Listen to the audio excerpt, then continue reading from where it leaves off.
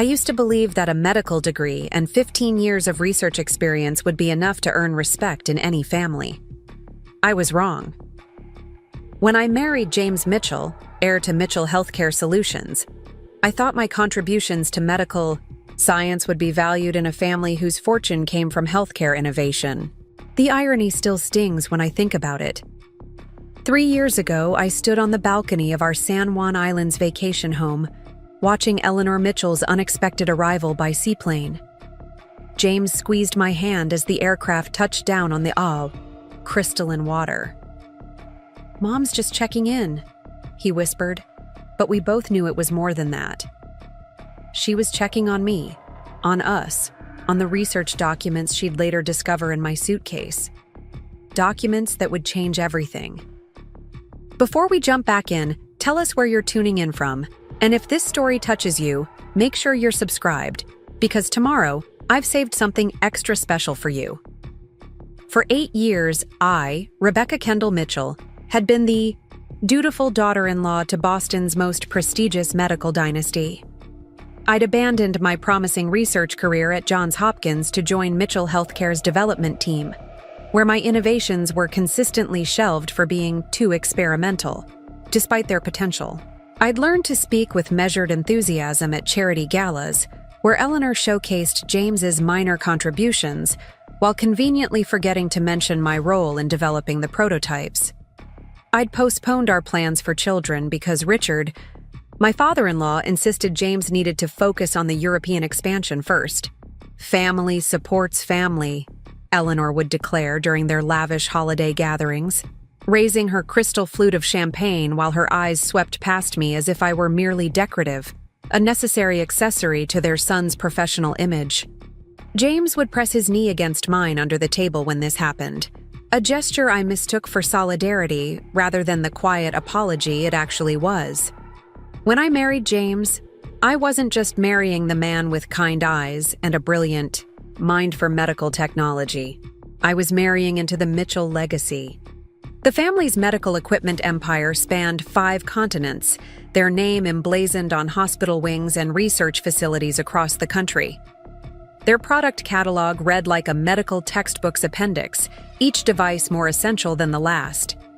Their annual family retreats were legendary among Boston's elite. 2 weeks at exclusive destinations where leisure activities conveniently aligned with strategic business planning. For the first 3 years of our marriage, I wasn't invited to these retreats. "It's mostly business talk, Becca," James would explain, packing his carefully selected wardrobe into monogrammed luggage. "You'd be bored to tears analyzing market forecasts and regulatory landscapes." I accepted this explanation, though it stung deeply. I was, after all, a published researcher with a doctorate in biomedical engineering. I understood healthcare, markets, and regulatory frameworks better than most of the Mitchell family, but I remained silent, believing that proving my worth meant patience and understanding.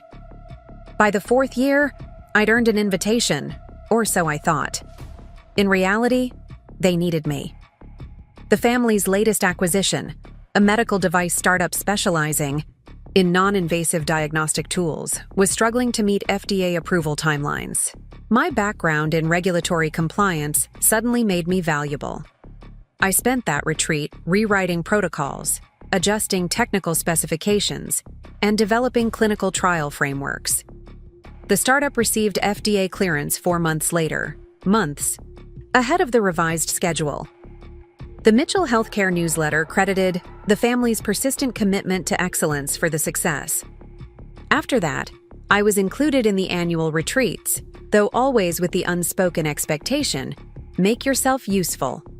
And I did, year after year, contributing insights on medical innovations, suggesting improvements to existing product lines, and even managing difficult conversations with regulatory agencies with a diplomatic touch that Richard himself acknowledged was surprisingly effective for someone with an academic background.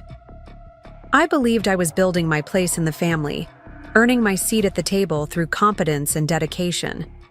I thought I was finally becoming a Mitchell in more than just name. Every family has its dynamics, of course. I wasn't blind to Eleanor's occasional cutting remarks about theoretical knowledge versus practical business sense, or the way Olivia, James's sister, would sometimes roll her eyes when I spoke about emerging medical research. But these seemed like small prices to pay for belonging to a family that appeared to value medical innovation and health improvements as much as I did. James and I had built a life that looked perfect from the outside. The historic Beacon Hill townhouse, the weekend trips to their Cape Cod estate, the board positions at prestigious Boston hospitals, the features in Massachusetts Medical Society's influencer profiles. Beneath this glossy surface, however, cracks were beginning to show. James worked increasingly long hours, our conversations growing shorter and more perfunctory. When we did spend time together, his attention was often divided between me and his constantly vibrating phone. The Singapore regulatory team, he'd explain, or Dad needs these clinical projections tonight. I accepted these explanations because I understood ambition. I had sacrificed my own career advancement to support his, after all. What I didn't realize, what I refused to see, was that I had become just another acquisition in the Mitchell portfolio, a useful asset maintained as long as I provided value, but never truly part of the collection. I was the prototype in development. That could be shelved when a more profitable project came along. This year's family retreat was to be held at Cascadia Grove Resort in the San Juan Islands, a newly opened luxury wellness destination that had already hosted celebrities and tech, billionaires seeking exclusive rejuvenation. The planning had begun months in advance, with Eleanor sending her usual detailed itineraries and packing suggestions. I had been excited, researching the innovative wellness therapies offered at the resort and preparing ideas for Mitchell Healthcare's potential expansion into preventative medicine and holistic health technologies. 2 weeks before departure, I sat at our home office finalizing a presentation on integrating alternative medicine protocols with conventional medical devices, a direction I thought might impress Richard, when James arrived home later than usual. He loosened his tie, poured himself a scotch, and leaned against my desk with an expression I couldn't quite read. "We need to talk about the San Juan Islands trip," he said, not quite meeting my eyes. "I'm almost finished with the preventative medicine presentation," I replied, turning my laptop toward him. "I think your father will be impressed with the market projections for integrated wellness devices." James took a long sip of his drink. "That's the thing, Becca. Mom and Dad think this year's retreat should be focused exclusively on succession planning. Very private, very sensitive discussions." I waited for him to continue, a strange feeling beginning to form in the pit of my stomach. We think, it might be better if you sit this one out, just this year." His voice was gentle but firm, as if he were explaining something regrettable but necessary to a child. "Succession planning?" I repeated, my voice surprisingly steady. "I'm your wife, James. Doesn't that make me part of the succession discussion?" He sighed, setting down his glass. "It's complicated. There are things about the family holdings, trust structures that, well, Dad's lawyers have advised a certain level of discretion." "Discretion?" I echoed. "From your wife of 8 years?" James reached for my hand, his wedding band catching the light. "It's just business, Becca. You understand business." In that moment, something crystallized within me. A realization that had been forming for years, but that I had refused to acknowledge. I wasn't family. I was an outsider, tolerated when useful, excluded when convenience demanded it. And James, the man who had vowed to make me his partner in all things, saw nothing wrong with this arrangement. Little did they know I understood business better than they thought. Much better. My dedication to the Mitchell family hadn't just been about attending their events or learning their customs. It had been a complete reinvention of myself. When I met James at a medical conference in Boston, I was Rebecca Kendall, a rising star in medical research with publications in prestigious journals and a reputation for innovative clinical approaches. My colleagues used to joke that I could make the most complex medical concepts accessible to anyone. I had my own apartment in Cambridge, a close circle of fellow researchers, and a 5-year plan that involved leading my own research department focused on integrative medicine approaches. Then came James, with his thoughtful questions about my research and family legacy. Our courtship was a whirlwind of private conversations about changing the landscape of healthcare, weekend trips to medical innovation conferences, and dreams of combining our expertise. When he proposed after just 10 months, my research partners expressed concern about the speed, but I was certain this wasn't just about love. Preparing and narrating this story took us a lot of time, so if you are enjoying it, subscribe to our channel. It means a lot to us. Now back to the story. It was about potential, about building something extraordinary together in the medical field. The sacrifices began small but multiplied quickly. First, it was moving from my Cambridge apartment to James's Beacon Hill townhouse. The commute to Johns Hopkins would be impossible, I had pointed out. "Why don't you take some time to focus on independent research?" James had suggested. "You've been working so hard. Besides, Mom's Foundation could use your expertise on their medical advisory board." That time off stretched into resignation when Eleanor made it clear that no Mitchell spouse maintained a separate career. "Divided focus leads to divided success," she'd explained over lunch at her country club, her tennis bracelet catching the light as she patted my hand. "The family business requires full commitment." So I channeled my ambition into being the perfect Mitchell spouse. I reorganized our home office to better facilitate James' work on the company's new projects. I arranged dinner parties for his business associates, ensuring each event was both impressive and strategically valuable. I accompanied him to medical conferences, memorizing details about potential partners so I could guide conversations toward successful deals. When Richard needed help navigating a complex FDA approval process for one of their struggling product lines, I spent 4 months developing a comprehensive regulatory strategy.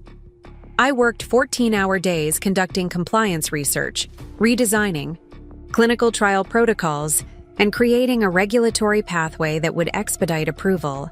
I presented my findings in a detailed report complete with implementation timelines and risk mitigation strategies. Richard had nodded approvingly. "Not bad for someone from the research side," he'd said before handing the report to his regulatory affairs team without crediting my work. The device's subsequent successful approval was attributed to the Mitchell approach to regulatory excellence in the company's quarterly newsletter. I swallowed my frustration because that's what family does, isn't it? They contribute without expecting constant recognition. Besides, James had been proud, telling me privately that his father was impressed, even if he wouldn't say it directly. The personal sacrifices were even more significant.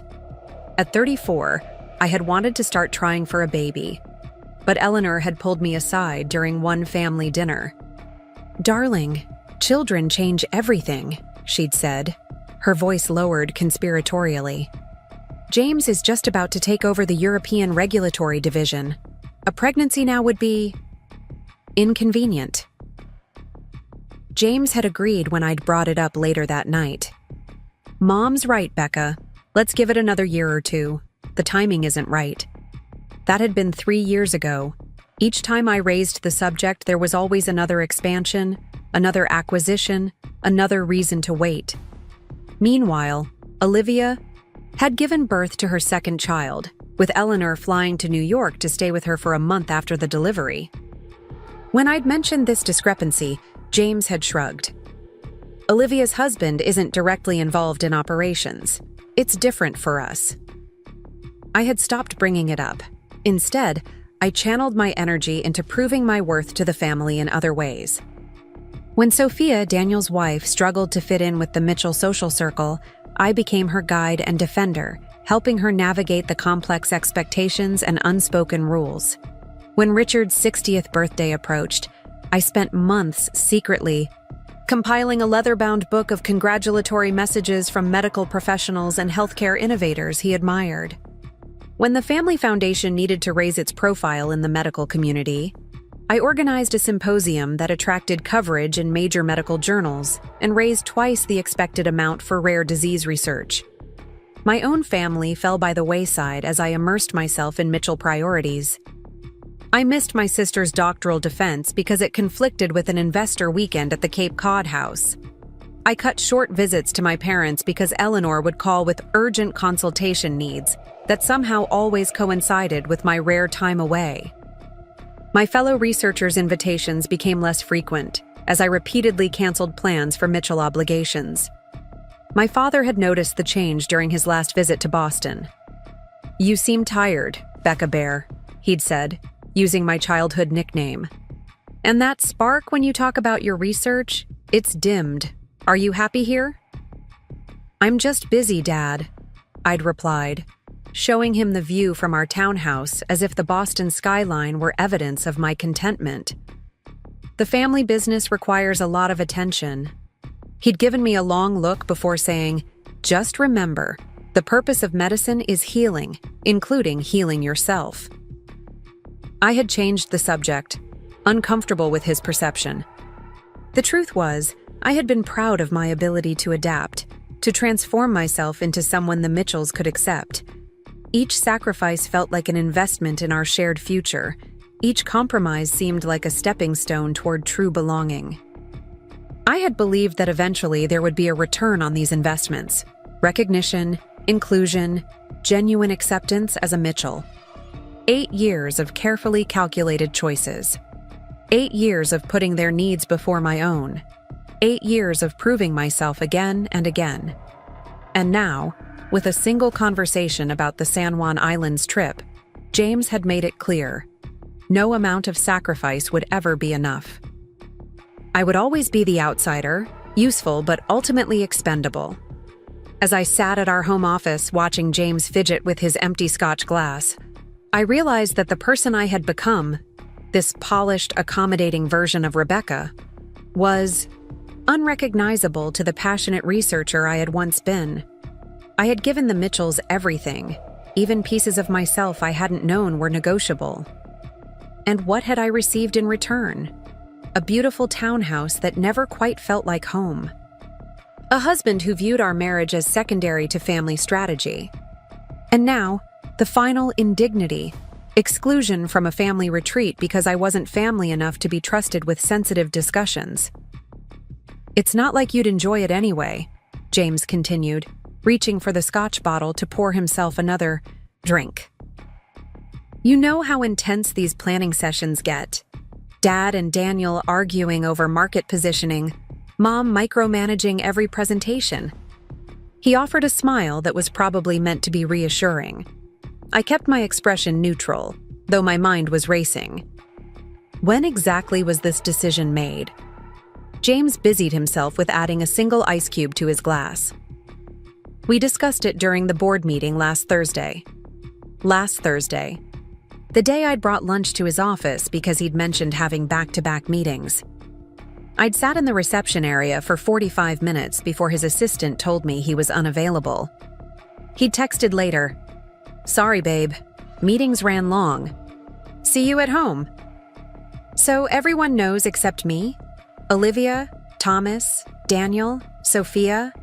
They all know I'm not invited? James winced slightly. "It's not a big deal, Becca. You're making it sound like some sort of conspiracy. What am I supposed to do while you're all in the San Juan Islands for 2 weeks?" I asked, closing my laptop with more force than necessary. "Actually, that's the other thing," James said, his tone brightening as if he were about to offer good news. "Mom suggested you could use the time to review the clinical trial data from the Cambridge facility. The results have been inconsistent, and someone needs to identify the variables." The Cambridge facility. The cold, sterile research lab where Mitchell Healthcare tested their least promising products. The place where innovative ideas went to die under the weight of bureaucracy and conservative thinking. "You want me to analyze failed trials while you're at a luxury resort? It's not analyzing failures, Becca," James frowned. "It's troubleshooting. You're good at that sort of thing. You've got an eye for research anomalies." So I'm good enough to salvage problematic data, but not good enough to be included in family succession planning. That's not fair, James Sebari said, his voice hardening slightly. This is business.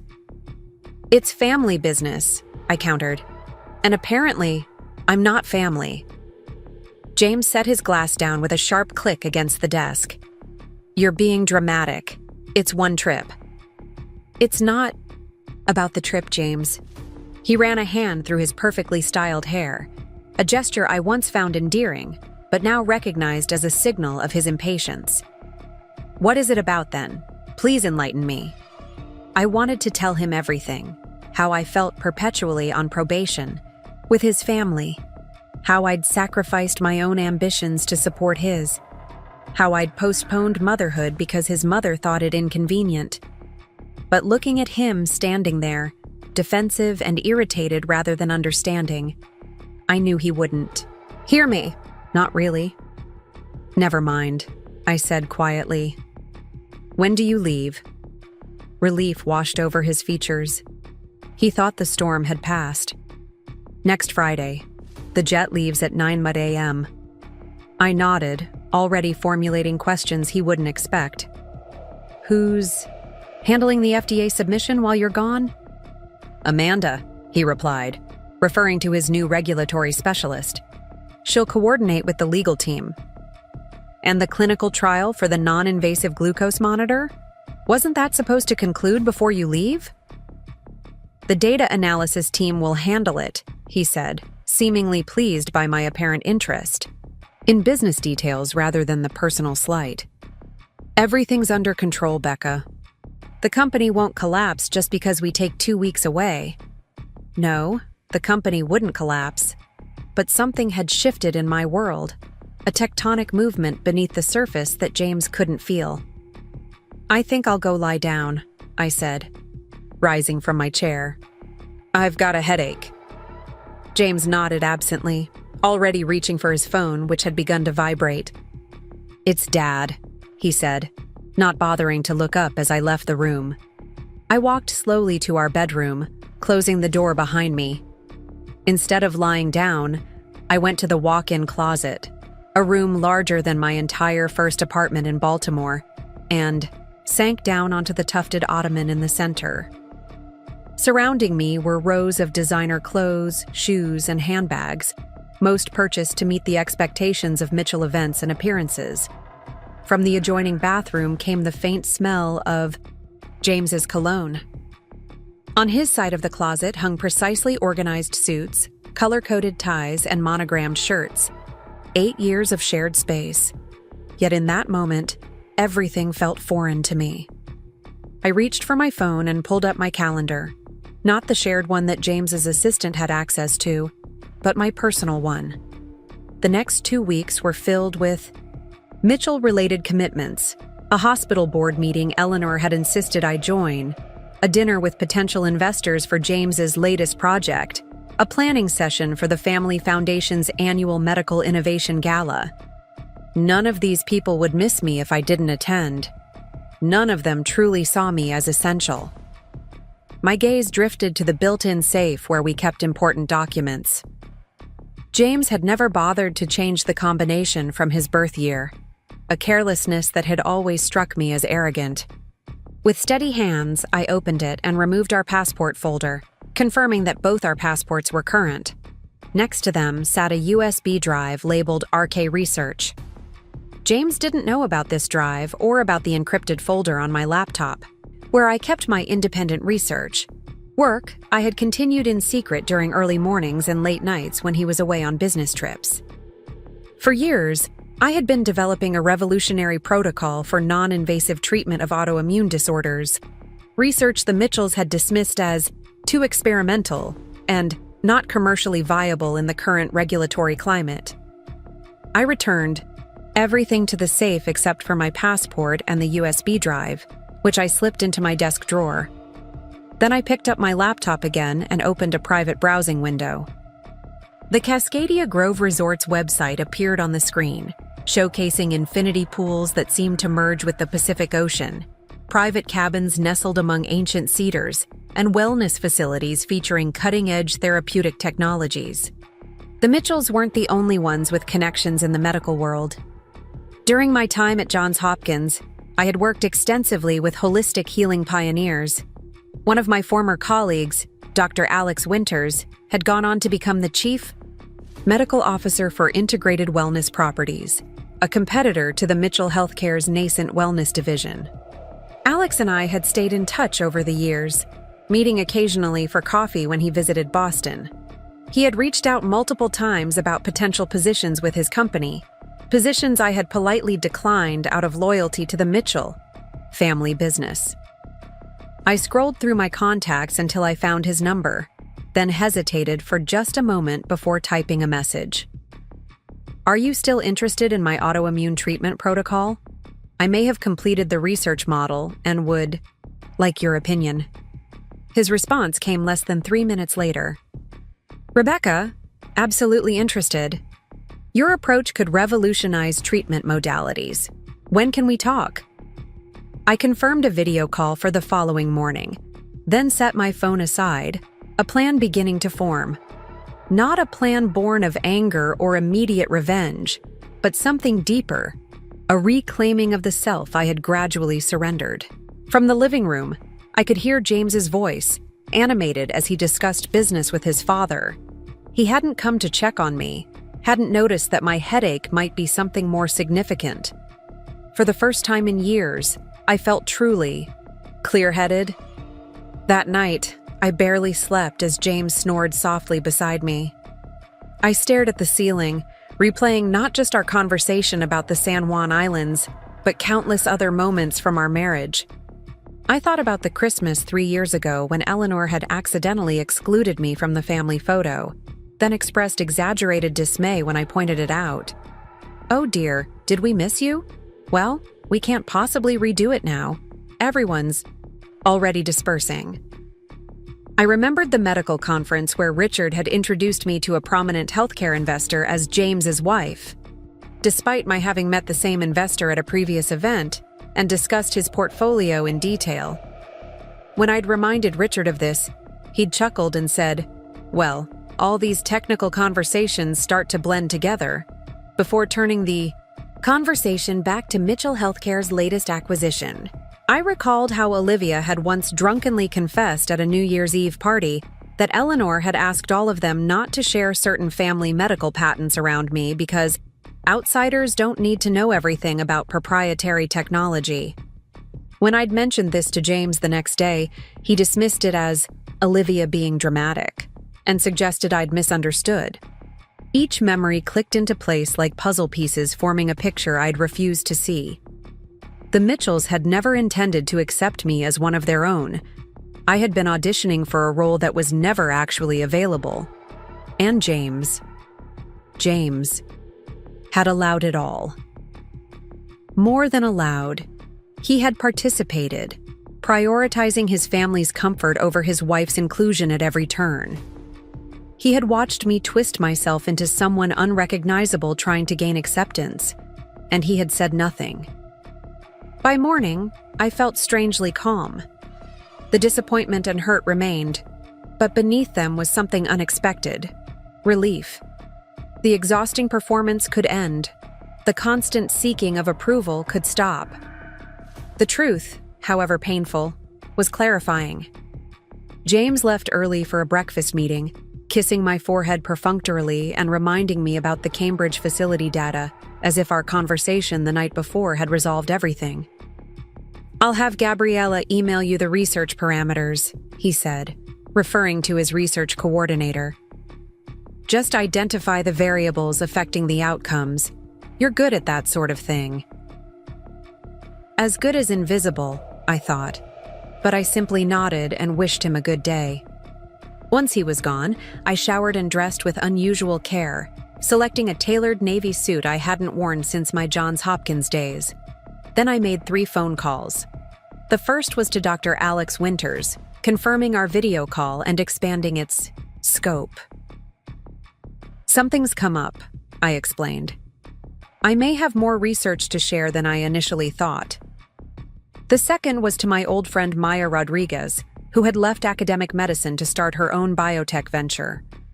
We had drifted apart as my Mitchell obligations consumed my time, but she answered on the second ring, her voice warm with surprise. "Rebecca Kendall, to what do I owe this pleasure?" "I need some business advice," I said. "Completely confidential." There was a slight pause before she answered, her tone shifting to professional concern. "Of course. When would you like to meet?" "Today, if possible." The third call was to a medical patent attorney I had met through one of Eleanor's charity functions. Ironically, a woman Eleanor had dismissed as too aggressive after she'd pushed back on some of Richard's assertions during a foundation board meeting. "Sophia recommended you highly," I lied, knowing the attorney wouldn't verify this with Daniel's wife. "I need to discuss some intellectual property matters privately." By noon, I had meetings scheduled for the entire day, appointments that wouldn't appear on any calendar James or his family could access. Before leaving the townhouse, I paused in front of the large framed photo from our wedding that hung in the entryway. James and I stood surrounded by the Mitchell family, everyone dressed impeccably, smiling for the camera. I studied my own face in the photo, hopeful, a little uncertain, eager to please.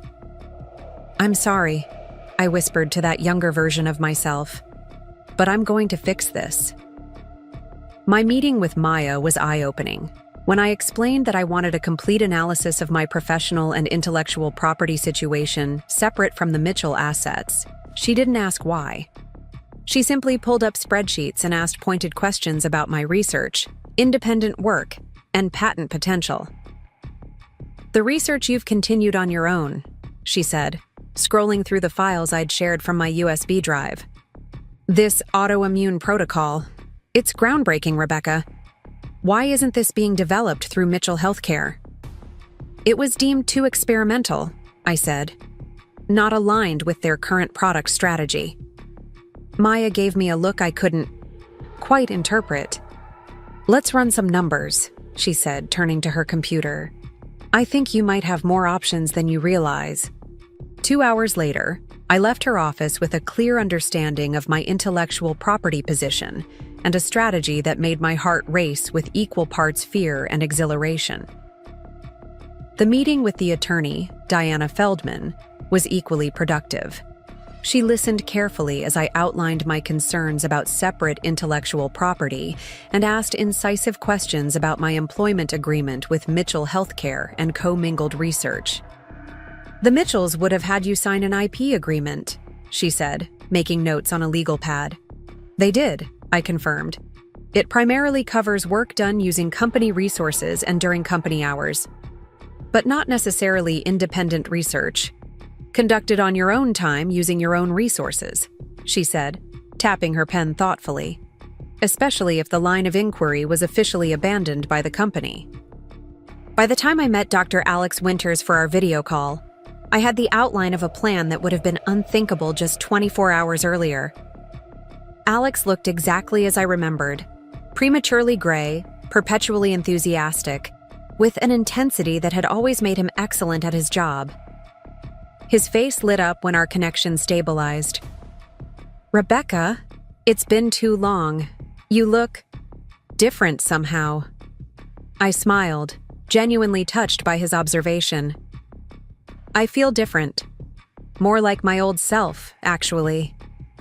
After we exchanged pleasantries, he leaned forward.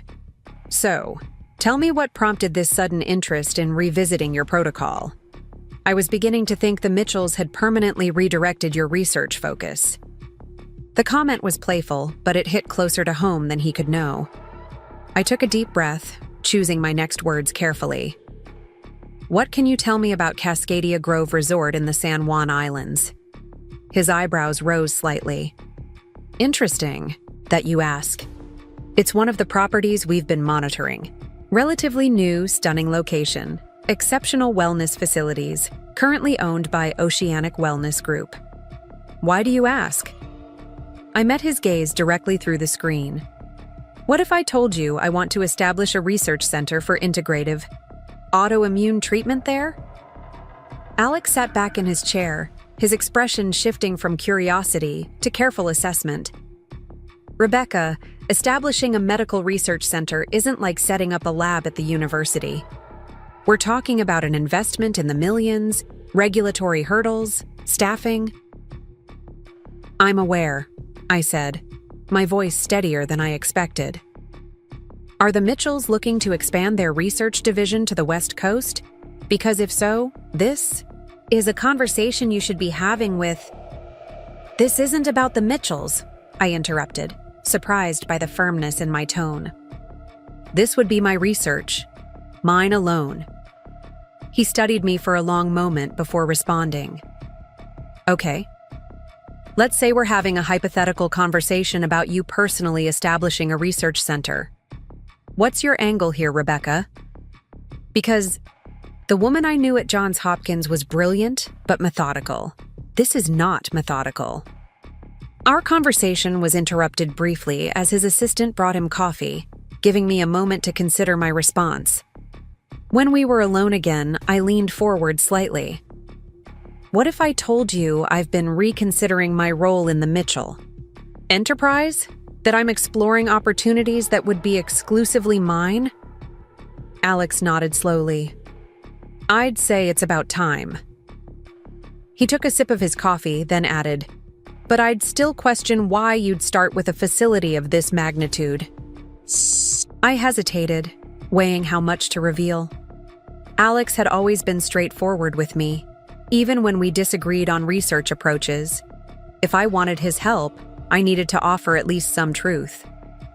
The Mitchell family is planning their annual retreat at Cascadia Grove 2 weeks from now. Understanding flickered in his eyes. And you want to what? Surprise them by being the director of a new research facility when they arrive? Put so bluntly, it sounded absurd, childish even. But there was more to it than mere shock value. I want to make a statement, I said, carefully. But I also want to establish something meaningful. If the location offers the right environment for wellness-focused research, it could be the perfect base for the protocol I've been developing. Alex set down his coffee mug. Let me be clear. You want to secretly establish a research center at the resort where your in-laws are planning their vacation, reveal yourself as the director when they arrive, and somehow have this be scientifically and financially sound? When he put it that way, doubt crept in. Was I being impulsive, driven by hurt rather than logic? Was I proposing to risk my professional reputation for a moment of satisfaction? I know how it sounds, I admitted. Actually, he said, reaching for his tablet and pulling up a document, it sounds like something I'd support. A smile spread across his face as he tapped the screen. And you're in luck, because I happen to have some insider information on Cascadia Grove. He turned the tablet toward the camera, displaying what appeared to be architectural plans and a business proposal. Oceanic Wellness Group has been looking for a research partner to establish an integrative medicine center on their property. They've been in talks with several entities, but nothing has materialized. The concept is sound, but they need someone with the right research background and vision. My medical mind was already identifying possibilities. The location would be perfect for studying environmental factors in autoimmune responses. The marine air, the isolation from urban pollutants. Alex nodded approvingly. Exactly. And with the right research protocol, say an innovative approach to non-invasive autoimmune treatment, they might be very interested in accelerating their timeline. How accelerated are we talking about? I asked, a plan forming more clearly now. With the right proposal and funding structure, very. No public RFP, invitation-only consideration. How quiet? I pressed. Very. Oceanic is looking for prestigious but discreet medical partnerships. They don't want to alarm their luxury clientele with the idea that they're experimental subjects. I have capital, I said, thinking of my untouched speaking fees from medical conferences and royalties from early research patents filed before I joined the Mitchell family. Not enough to fund it outright, but enough for a substantial proposal development. As for expertise, I gestured between us on the screen. That's where partnerships come in. Alex leaned back, studying me with newfound respect. You're serious about this? Completely. He tapped his fingers on his desk, thinking. Integrated Wellness Properties might be interested in a co-development scenario. We provide facility access and operational support. You bring the research protocol. We both benefit from the outcomes. Would I have research autonomy? I asked. Full directorial authority? For that, you'd need institutional backing, either academic or corporate.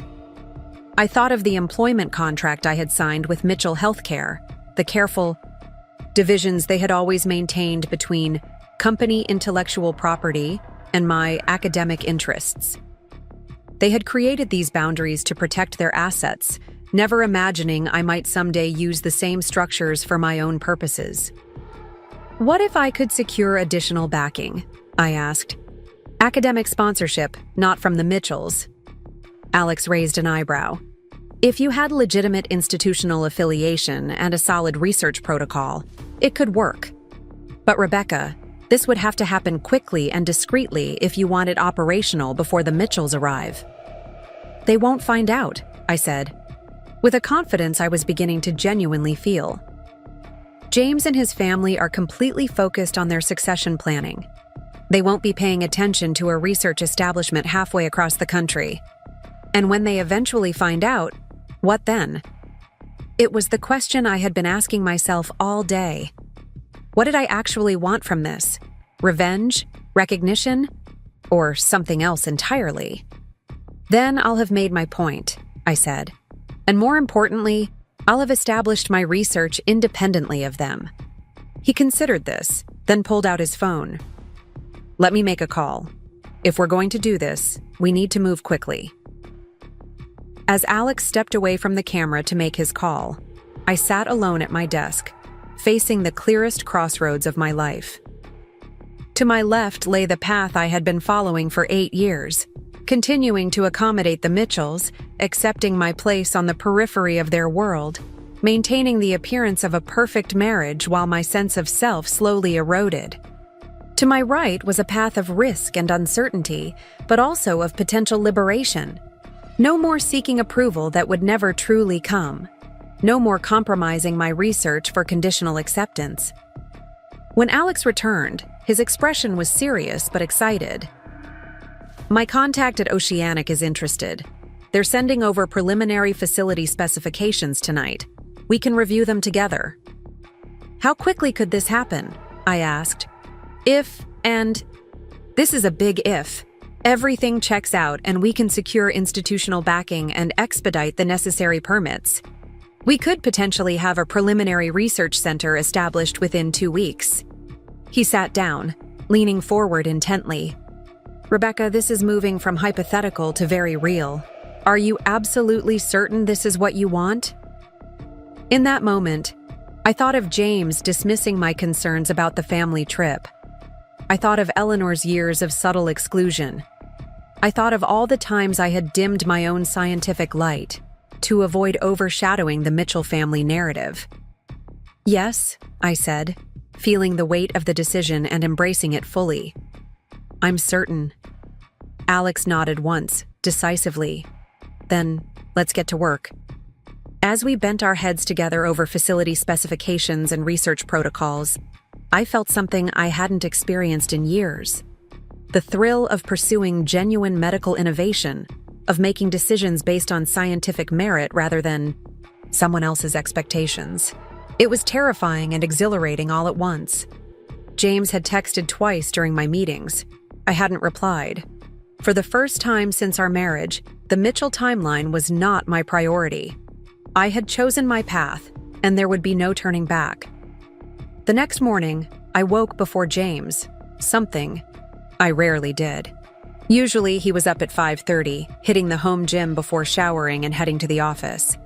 Today, I slipped out of bed at 5, dressed quietly in running clothes, and left the townhouse before he stirred. Instead of running, I took a car to a coffee shop several neighborhoods away, where I'd arranged to meet Maya and Alex to review our strategy.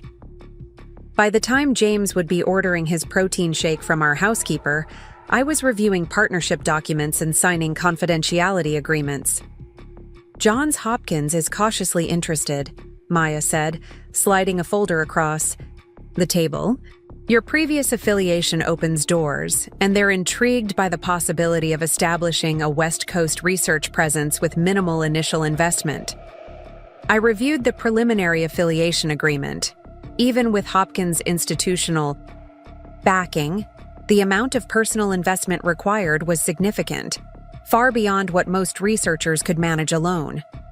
How are we structuring the research governance? I asked. Alex outlined a complex arrangement involving my protocol as the intellectual cornerstone, Hopkins providing academic legitimacy, and integrated wellness properties handling the facility logistics. The resulting structure would give me research directorship, with sufficient autonomy to pursue my scientific vision, while benefiting from institutional support. You'll be the principal investigator on paper, Maya explained, with full protocol authority. Hopkins will provide oversight and publication pathways, and integrated wellness will manage the facility integration with Cascadia Grove. And the Mitchells won't see this coming, Alex added with a slight smile. We've structured the external communications to emphasize the Johns Hopkins affiliation. Your name will appear in the scientific documentation, but won't be highlighted in any public announcements until after the formal opening. I raised an eyebrow at the careful planning. How soon can we establish a functional lab? If the permitting expedites as promised and the equipment arrives on schedule, we could have a basic research infrastructure in place 3 days before the Mitchell family is scheduled to arrive, Maya said, checking her calendar. It will be preliminary, not fully operational, but presentable. We'll need to manage expectations about immediate research capabilities. I nodded, signing the preliminary agreement with a steady hand. Let's make it happen. When I returned to the townhouse, James was in the kitchen frowning at his phone. He looked up when I entered, surprise evident on his face. Where were you? I was worried. Running, I said simply, gesturing at my attire. Thought I'd try a new route this morning. His frown deepened slightly. You didn't answer my text last night. Sorry about that. Dinner with an old colleague ran late, and I was exhausted when I got home. I poured myself a cup of coffee, keeping my movements casual. How was your day? James launched into a detailed account of his meetings, seemingly satisfied by my explanation. As he talked, I made appropriate noises of interest while my mind calculated timelines and contingencies for the research center establishment. Mom called this morning, he said, interrupting my thoughts.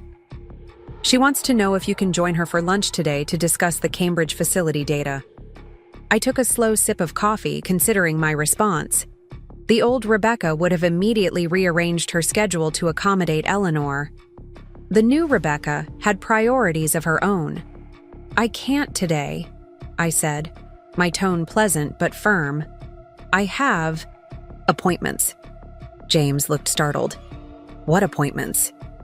Personal ones, I replied, meeting his gaze steadily. I can meet with her tomorrow afternoon if that works. He stared at me for a moment, clearly unused to me declining Mitchell family requests. I'll let her know, he said finally, but she won't be happy. I shrugged slightly. It's just a day's delay. The data analysis won't fall apart in 24 hours. James's phone buzzed with an incoming call, saving him from having to respond. He glanced at the screen. It's Dad. I need to take this. He stepped out onto the balcony, already switching into business mode. Over the next 5 days, I executed my plan with meticulous care. While James believed I was consulting on a short-term medical journal review, a convenient explanation for my sudden busy schedule, I was actually orchestrating the establishment of the Kendall Autoimmune Research Center at Cascadia Grove. I met with Eleanor about the Cambridge facility data. listening attentively as she detailed her expectations for the analysis. "The inconsistencies need to be identified and rationalized," she instructed, sliding a folder of trial reports across the table. "I've highlighted the anomalous results that require particular attention. No ambiguities, Rebecca. The investor presentation depends on clean data interpretation." "Of course," I agreed, accepting the folder with a smile. "I'll make sure everything is analyzed rigorously." She seemed pleased with my acquiescence, patting my hand in that condescending way she had perfected. "I knew we could count on you, dear. While we're having our little family strategy sessions, you'll be making yourself useful. That's what matters, isn't it?" "Absolutely," I said, maintaining my pleasant expression while thinking of the conference call I had scheduled in 2 hours with the Johns Hopkins Ethics Committee to review my research protocol. When James asked about my meetings, I gave vague but plausible answers about journal peer reviews and medical consultations. "I'm trying to keep busy," I explained, "since I won't be joining you in the San Juan Islands. I thought I'd focus on some professional development." He seemed relieved by my apparent acceptance of the situation. "That's my girl," he said approvingly, "always making the best of things." I didn't correct his assumption. Let him believe. I was being the compliant wife he expected. The reality would become clear soon enough. 3 days before the Mitchells were scheduled to depart, I received the call I had been waiting for. Maya's voice was triumphant. "It's done.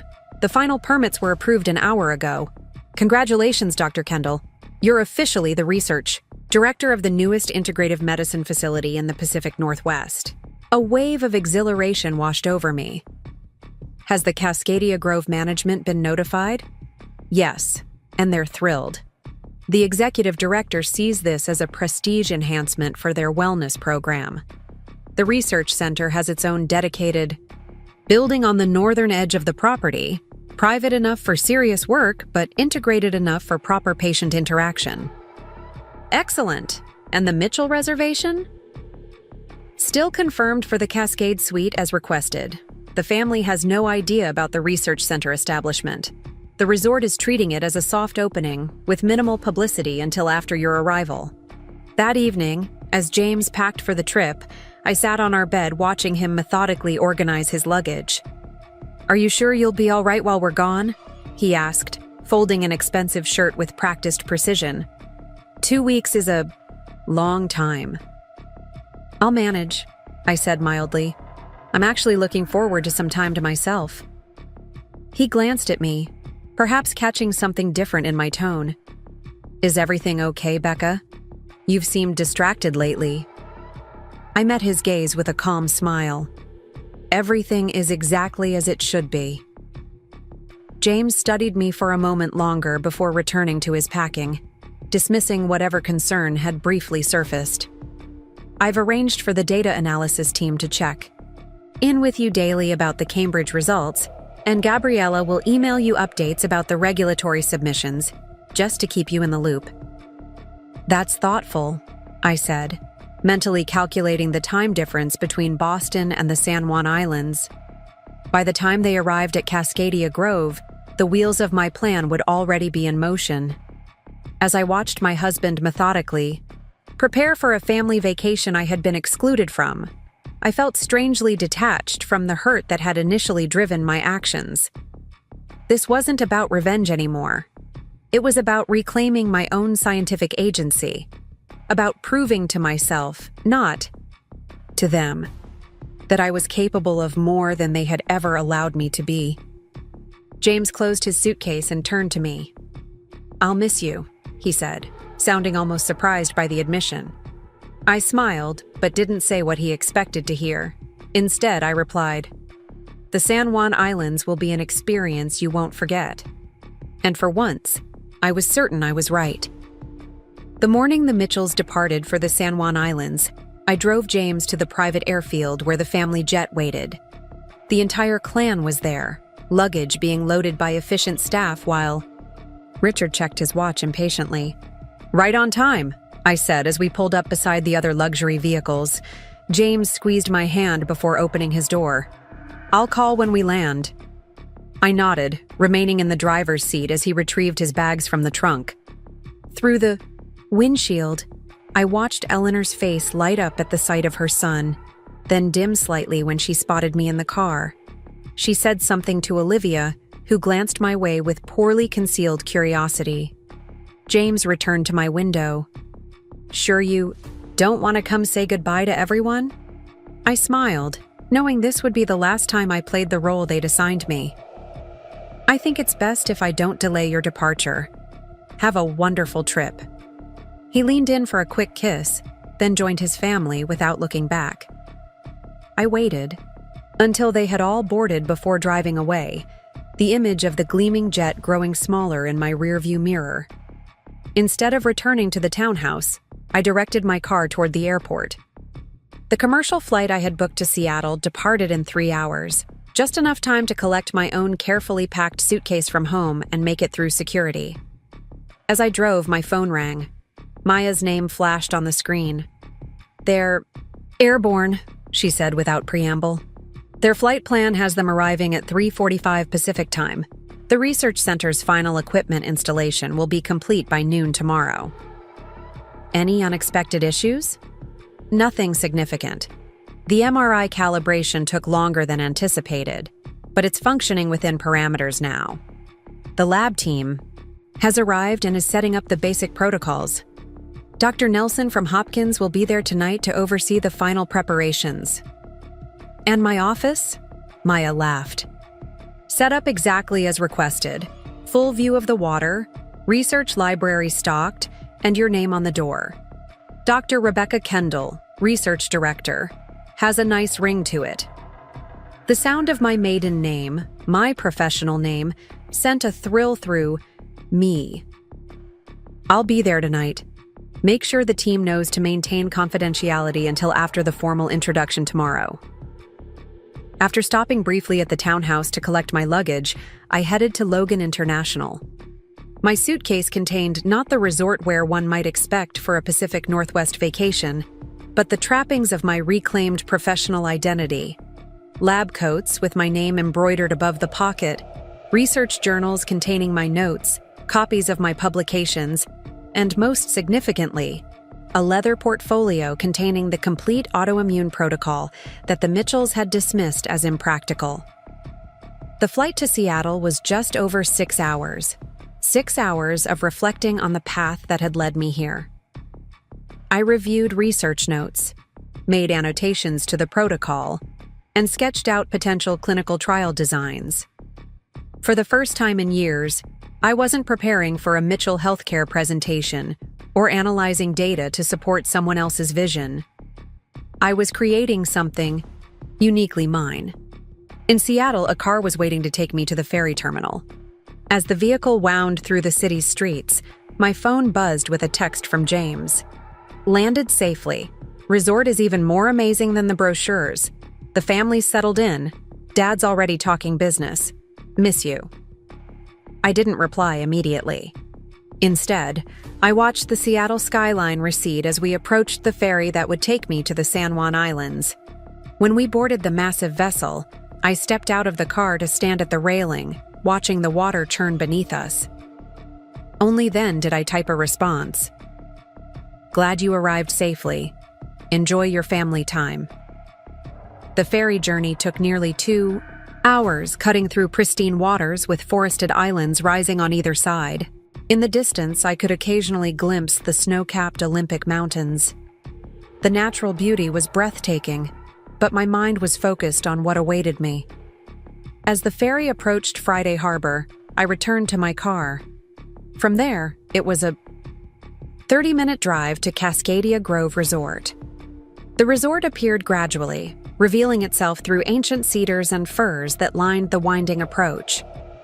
Unlike many luxury properties that announce themselves with ostentatious signage and grand entrances, Cascadia Grove seemed to emerge organically from its surroundings. The main lodge, a stunning structure of stone and timber, looked as though it had grown from the very cliff on which it perched. I bypassed the main entrance, following Maya's instructions to a discreet side road marked Staff and Wellness Professionals Only. This led to the northern section of the property, where the new research center had been established. The Kendall Autoimmune Research Center occupied what had previously been planned as an expansion of the resort's wellness facilities. The building, a masterpiece of contemporary Pacific Northwest architecture with massive windows framing water views, stood apart from the main resort amenities, providing the privacy needed for serious research while maintaining the aesthetic harmony of the property. Alex was waiting outside when I arrived, his face breaking into a wide smile as I stepped from the car. "The prodigal researcher returns," he said, embracing me. "It's good to see you in this context again, Rebecca." "It feels right," I admitted, looking up at the building that now bore my name on a discreet but elegant sign. He followed my gaze. "Quite a step up from your lab at Hopkins." "And light years from the windowless research space at Mitchell Healthcare," I added. Inside, the center hummed with the quiet efficiency of a research facility preparing for operation. Lab technicians calibrated equipment, administrative staff, organized files, and in the conference room, I could see Maya deep in conversation with a distinguished-looking man I recognized as Dr. Nelson from Johns Hopkins. "We've kept your arrival low-key," Alex explained as we walked through the spaces. "The resort staff know only that Johns Hopkins has established a research partnership with Cascadia Grove, with you as the director. The timing, in relation to the Mitchell family's arrival, has been treated as purely coincidental." I nodded, appreciatively. "And the research team?" "They know you previously worked with Mitchell Healthcare, but not the personal connection. Most assume you're just another researcher who got tired of corporate limitations on innovative thinking." Maya spotted us through the conference room window and excused herself to join us. "Perfect timing," she said. "Dr. Nelson was just reviewing the institutional oversight framework. He's impressed with your protocol design." "The facilities exceeded my expectations," I said, taking in the state-of-the-art equipment that surrounded. "Wait until you see your office," Maya replied with a knowing smile. "It's at the end of the hall." The office they led me to was everything a research director could want, spacious yet functional, with one wall entirely of glass overlooking the water. Bookshelves held medical references, journals, and research compendiums. A large desk faced the view, with a smaller conference table in the corner for team meetings. But what caught my eye was what hung on the wall opposite the desk: framed copies of my publications, my medical degrees, and most prominently, the initial research proposal for my autoimmune protocol that Mitchell Healthcare had rejected, presented as a historical document marking the beginning of important work. "Maya found it in your old files," Alex explained, watching my reaction. "We thought it belonged here." I ran my fingers over the frame, remembering the day Richard had handed it back to me with a patronizing smile and a comment about keeping academic interests as hobbies. Now it hung as a testament to persistence and vision. "It's perfect," I said quietly. "There's one more thing," Maya said, handing me a small box. Inside was a name badge similar to those worn by the research staff, but with a significant difference. Where theirs showed the Johns Hopkins logo alongside Cascadia Grove's, mine featured a third emblem, Kendall Research Initiative. "We registered it last week," Alex explained.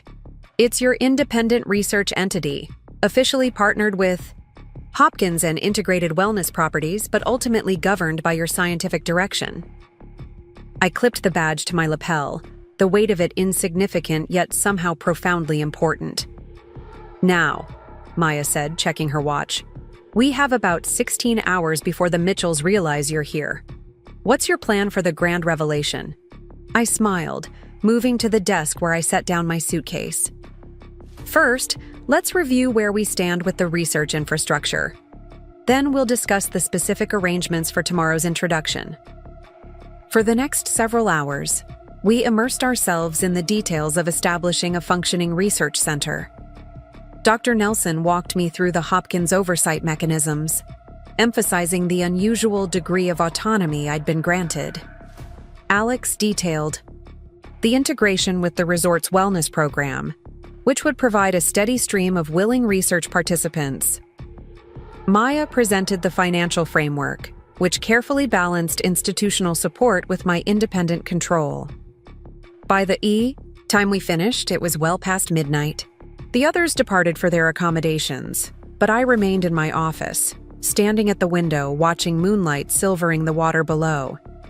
My phone, which I had deliberately ignored during our meetings, showed several missed calls from James, along with a progression of increasingly concerned text messages. "How's the data analysis going? Mom's asking if you found anything in the Cambridge results. Becca, why aren't you answering? Everything okay?" Called the house line and got no answer. "Where are you?" The final message had come just 30 minutes earlier. "Seriously? Worried now. Please let me know you're all right."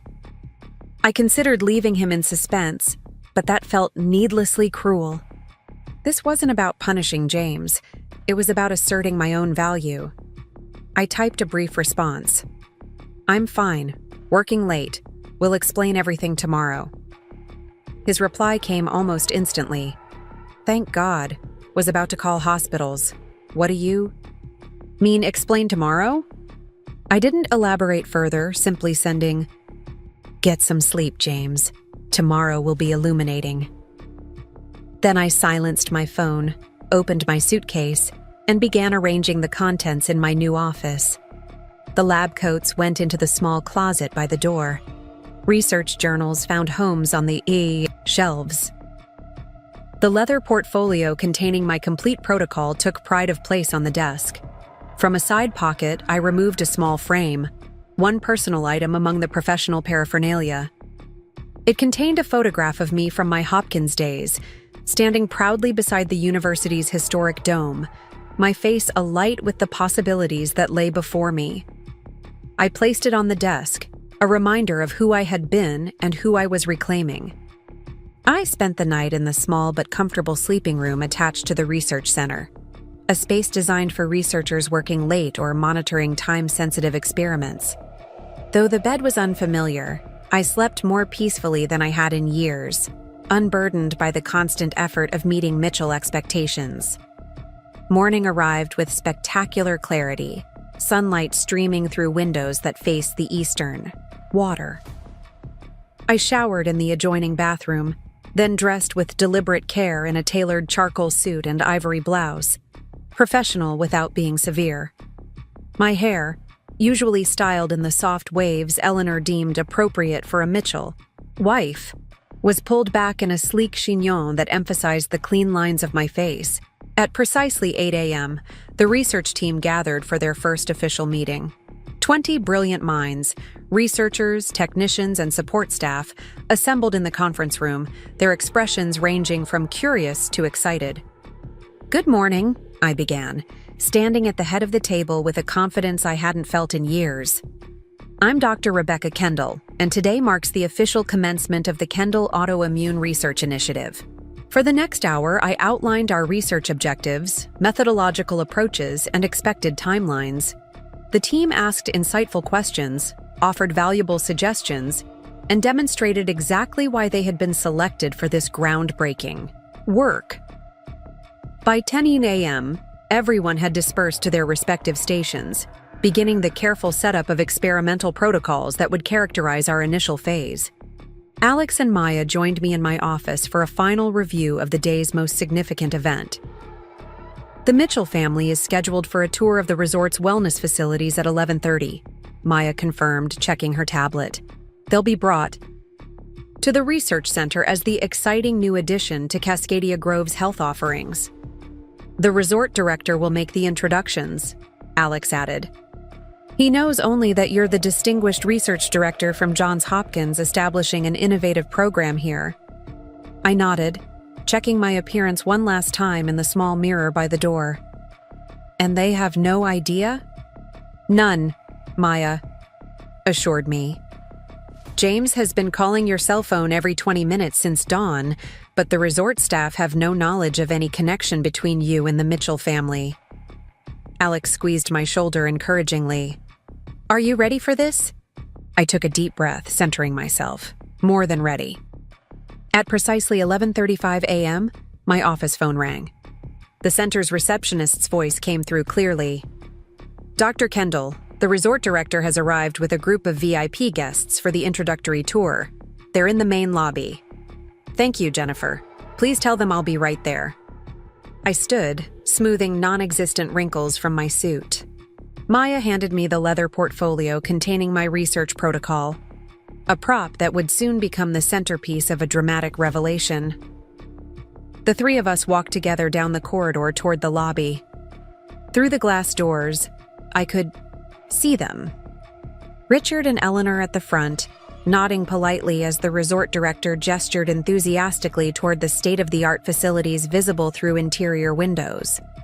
Olivia and Thomas stood behind them, looking somewhat bored. Daniel and Sophia whispered to each other, pointing at something in the lab, and James, slightly apart from the others, was checking his phone with a worried expression, presumably trying to reach me yet again. Ready? Alex whispered as we reached the doors. Absolutely, I replied, my voice steady despite the adrenaline coursing through me. The doors opened automatically as we approached. The resort director turned at the sound, his face lighting up. Ah, perfect timing. Ladies and gentlemen, I'd like to introduce you to the director of our new research partnership with Johns Hopkins Medicine. Dr. Rebecca Kendall is a distinguished researcher specializing in innovative approaches to autoimmune disorders. The moment of recognition played across their faces in sequence. Confusion, disbelief, shock. James's head snapped up from his phone, his expression transforming from worry to utter bewilderment.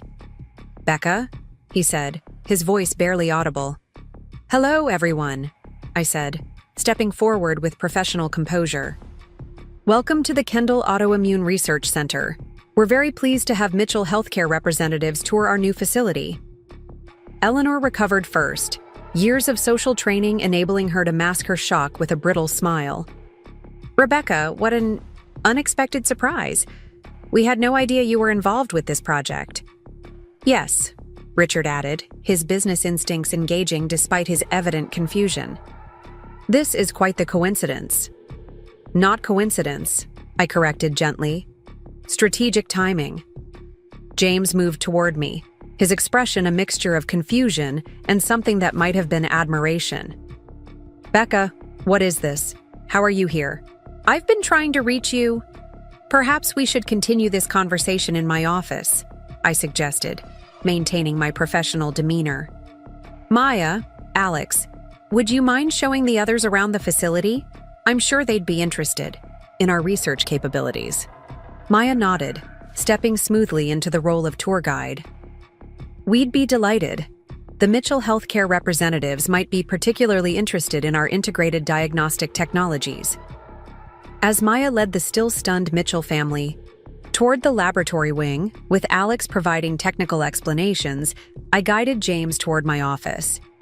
He followed in speechless confusion, his eyes darting from the research center's sophisticated equipment to my confident stance. So different from the accommodating wife he'd left in Boston. Once inside my office, I closed the door and moved. Behind my desk, assuming the position of authority in this space that was unmistakably mine. Sit down, James, I said, gesturing to one of the chairs opposite the desk. He remained standing, staring at the framed credentials on the wall, the name badge on my lapel, the photograph of my younger self. What is all this? He finally asked. When did you? I don't understand. Clearly, I replied, my voice gentle but firm. What you're seeing is the Kendall Autoimmune Research Initiative, a partnership between Johns Hopkins Medicine, Integrated Wellness Properties, and my independent research entity. We've established this center to pursue the autoimmune protocol that Mitchell Healthcare deemed too experimental 2 years ago. James sank slowly into the chair, his eyes never leaving my face. "You planned this," he said, realization dawning. "When I told you about the family retreat." "It was the catalyst," I acknowledged. "But this has been building for much longer than that, James. Years of having my research sidelined, my expertise undervalued, my contributions minimized, all while being expected to support the Mitchell vision without question. But why the secrecy? Why not tell me what you were planning?" I raised an eyebrow. "Like you told me about the decision to exclude me from the family retreat? Or how your mother consistently undermined my research proposals? Or how your father rerouted my innovations through Mitchell healthcare channels, removing my name from the development credits?" He had the grace to look uncomfortable. "That's business, Becca. It's how things work in corporate research." "No," I said firmly. "That's the Mitchell way of doing business. There are other models that value intellectual contribution and innovation over family hierarchy." James glanced around the office, taking in the impressive view, the sophisticated technology visible through the interior windows, the clear evidence of institutional backing. "Hopkins is funding this?" he asked, his business mind engaging despite his personal shock. "Hopkins is providing institutional oversight and academic affiliation," I corrected. "The funding is a partnership structure with integrated wellness, properties, and private investment." "Private investment?" His eyes narrowed slightly. "What private investment?" "Mine," I said simply. "My speaking fees from medical conferences, royalties from my pre-Mitchell publications, and consulting income I've been setting aside." "I didn't know you had consulting income," he said slowly. "There's a lot you didn't know, James. Or perhaps didn't want to know." He stood abruptly, moving to the window to stare out at the water. "So this is what? Revenge for being excluded from a family meeting? Proving you don't need the Mitchell name or resources?" I joined him at the window, maintaining a professional distance. "This isn't about revenge. It's about reclaiming my professional identity and pursuing research I believe in. Research that could help thousands of autoimmune patients if given the proper support and development." "And the timing?" he asked, turning to face me. "Establishing this at the exact location of our family retreat, unveiling it while we're here. That's not meant as a statement?" "The timing is deliberate," I acknowledged. "But the statement isn't what you think. I'm not trying to embarrass your family or undermine Mitchell Healthcare. I'm demonstrating that I am more than an extension of your professional identity, that my work has value on its own terms." James studied my face, seeming to truly see me for perhaps the first time in years. "You've changed," he said quietly. "No," I corrected. "I've remembered who I was always meant to be." A knock at the door interrupted us. Maya poked her head in, her expression professionally neutral despite the undercurrent of tension she surely sensed. "Dr. Kendall, the Mitchell family has completed the tour of the laboratory facilities. They're waiting in the conference room as you requested." "Thank you, Maya. Please tell them I'll join them shortly." After she left, James and I regarded each other in silence for a moment. "What happens now?" he finally asked, his voice uncharacteristically uncertain. "Now," I said, picking up my leather portfolio, "I give your family a detailed presentation on the autoimmune protocol that will be the centerpiece of this research center, and then we all decide how to move forward, as professionals and perhaps as family, on very different terms than before." As we walked together toward the conference room, James asked one more question, so quietly I almost didn't hear it. "Are you leaving me?" I paused, turning to face him fully. "I've left the version of myself that existed solely to support your ambitions. Whether that means leaving our marriage depends entirely on whether you can accept a wife who is also a research director with her own professional identity and autonomous goals." His expression reflected genuine conflict. I don't know how to separate those parts of my life. The Mitchell legacy has always been about family continuity and business. I'm not asking you to abandon your legacy, I clarified. I'm asking if there's room in it for a wife who has scientific ambitions and capabilities of her own. A wife who won't always prioritize Mitchell interests above her own research. And if there isn't room? He asked, the question hanging between us. Then we have some difficult decisions ahead, I replied simply. We continued to the conference room in silence, both aware that the conversation we'd just had marked a fundamental shift in our relationship, a recalibration that couldn't be undone regardless of what happened next. The Mitchell family waited, around the conference table, their expressions a study in controlled reactions. Richard sat at one end, his posture rigid, clearly having appointed himself chairman of this unexpected meeting. Eleanor beside him maintained a neutral expression. That belied the calculation I could see in her eyes. Olivia and Daniel flanked their parents, while their spouses sat slightly apart, as if physically representing their perpetual outsider status in family matters. As James and I entered, all eyes turned to us. I moved confidently to the head of the table, the position Richard had deliberately not taken, unwilling to cede control even in a space that wasn't his. Thank you all for your patience, I began, placing my portfolio on the table and remaining standing. I imagine you have questions about what you've seen today. Let me be perfectly clear, Richard said, his voice carrying the authoritative tone that had closed countless business deals. Whatever this, he gestured around the research center, is meant to accomplish, it doesn't change the fact that you have responsibilities to Mitchell Healthcare. I met his gaze steadily. Actually, Richard, my contractual obligations to Mitchell Healthcare are quite limited. As you'll recall, you specifically structured my employment agreement to minimize the company's commitment to my research pathways. That same structure gives me considerable freedom to pursue independent projects. I opened the leather portfolio and removed a document, sliding it across the table. This is a copy of my employment agreement, with the relevant sections highlighted. You'll note paragraph 4. 3 specifically states that research conducted on my own time, using non-company resources, remains my intellectual property. Richard didn't reach for the document. His jaw tightened almost imperceptibly, the only outward sign of his surprise that I had so thoroughly understood the legal framework he had designed to protect the company from me, rather than the other way around. Eleanor, who had remained unnaturally quiet, finally spoke. This is highly inappropriate, Rebecca. Whatever grievances you think you have, this public display is beneath the standards we expect from family. I tilted my head slightly. Public? This is a private research facility, and we're having a closed-door conversation. The only people aware of our connection are in this room. You know what I mean? She snapped, her composure slipping. Ambushing us during a family retreat? Creating this elaborate charade.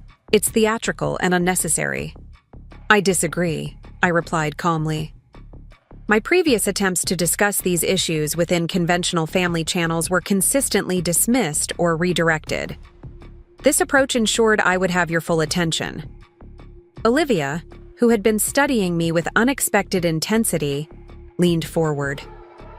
I have to say, Rebecca, I never thought you had something like this in you.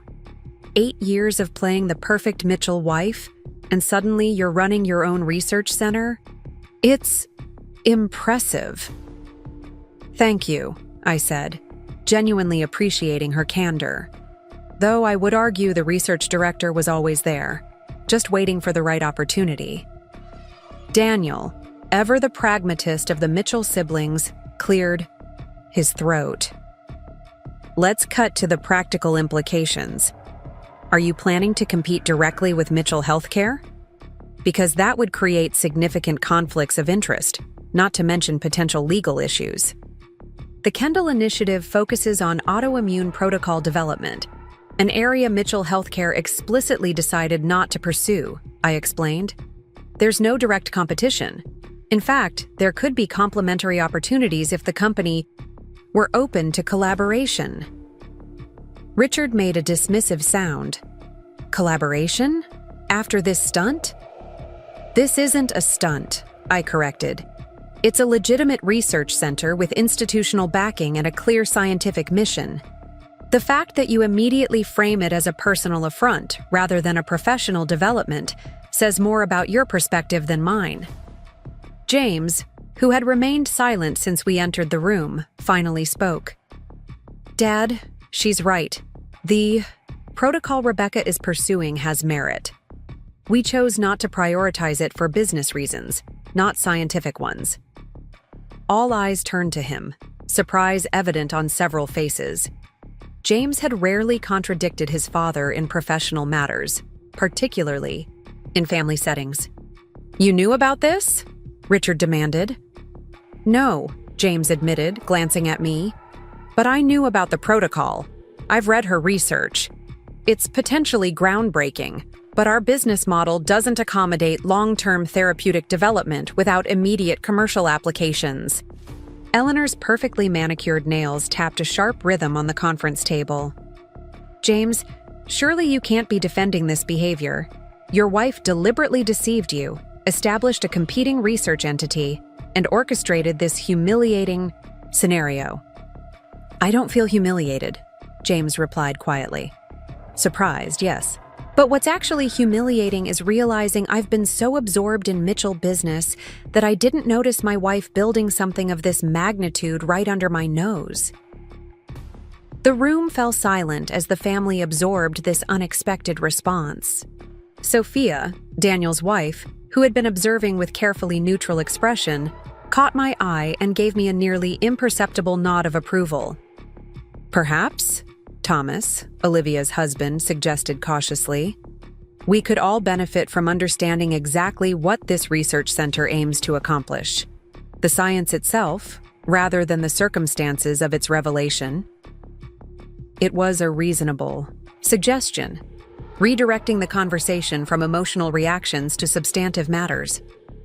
Thomas, an architect by training, had always been the most diplomatic of the Mitchell spouses, finding ways to diffuse tension without directly challenging family authority. An excellent suggestion, I said, opening my portfolio again. The Kendall Autoimmune Research Initiative focuses on developing non-invasive modulation protocols for autoimmune disorders. Our approach combines targeted immunotherapy with environmental influence management, essentially teaching the immune system to recognize self-markers correctly through progressive exposure protocols rather than simply suppressing immune function. I removed a series of diagrams, placing them on the table where everyone could see. These represent the initial clinical pathways we'll be investigating, beginning with rheumatoid arthritis and progressing to more complex conditions like multiple sclerosis and lupus.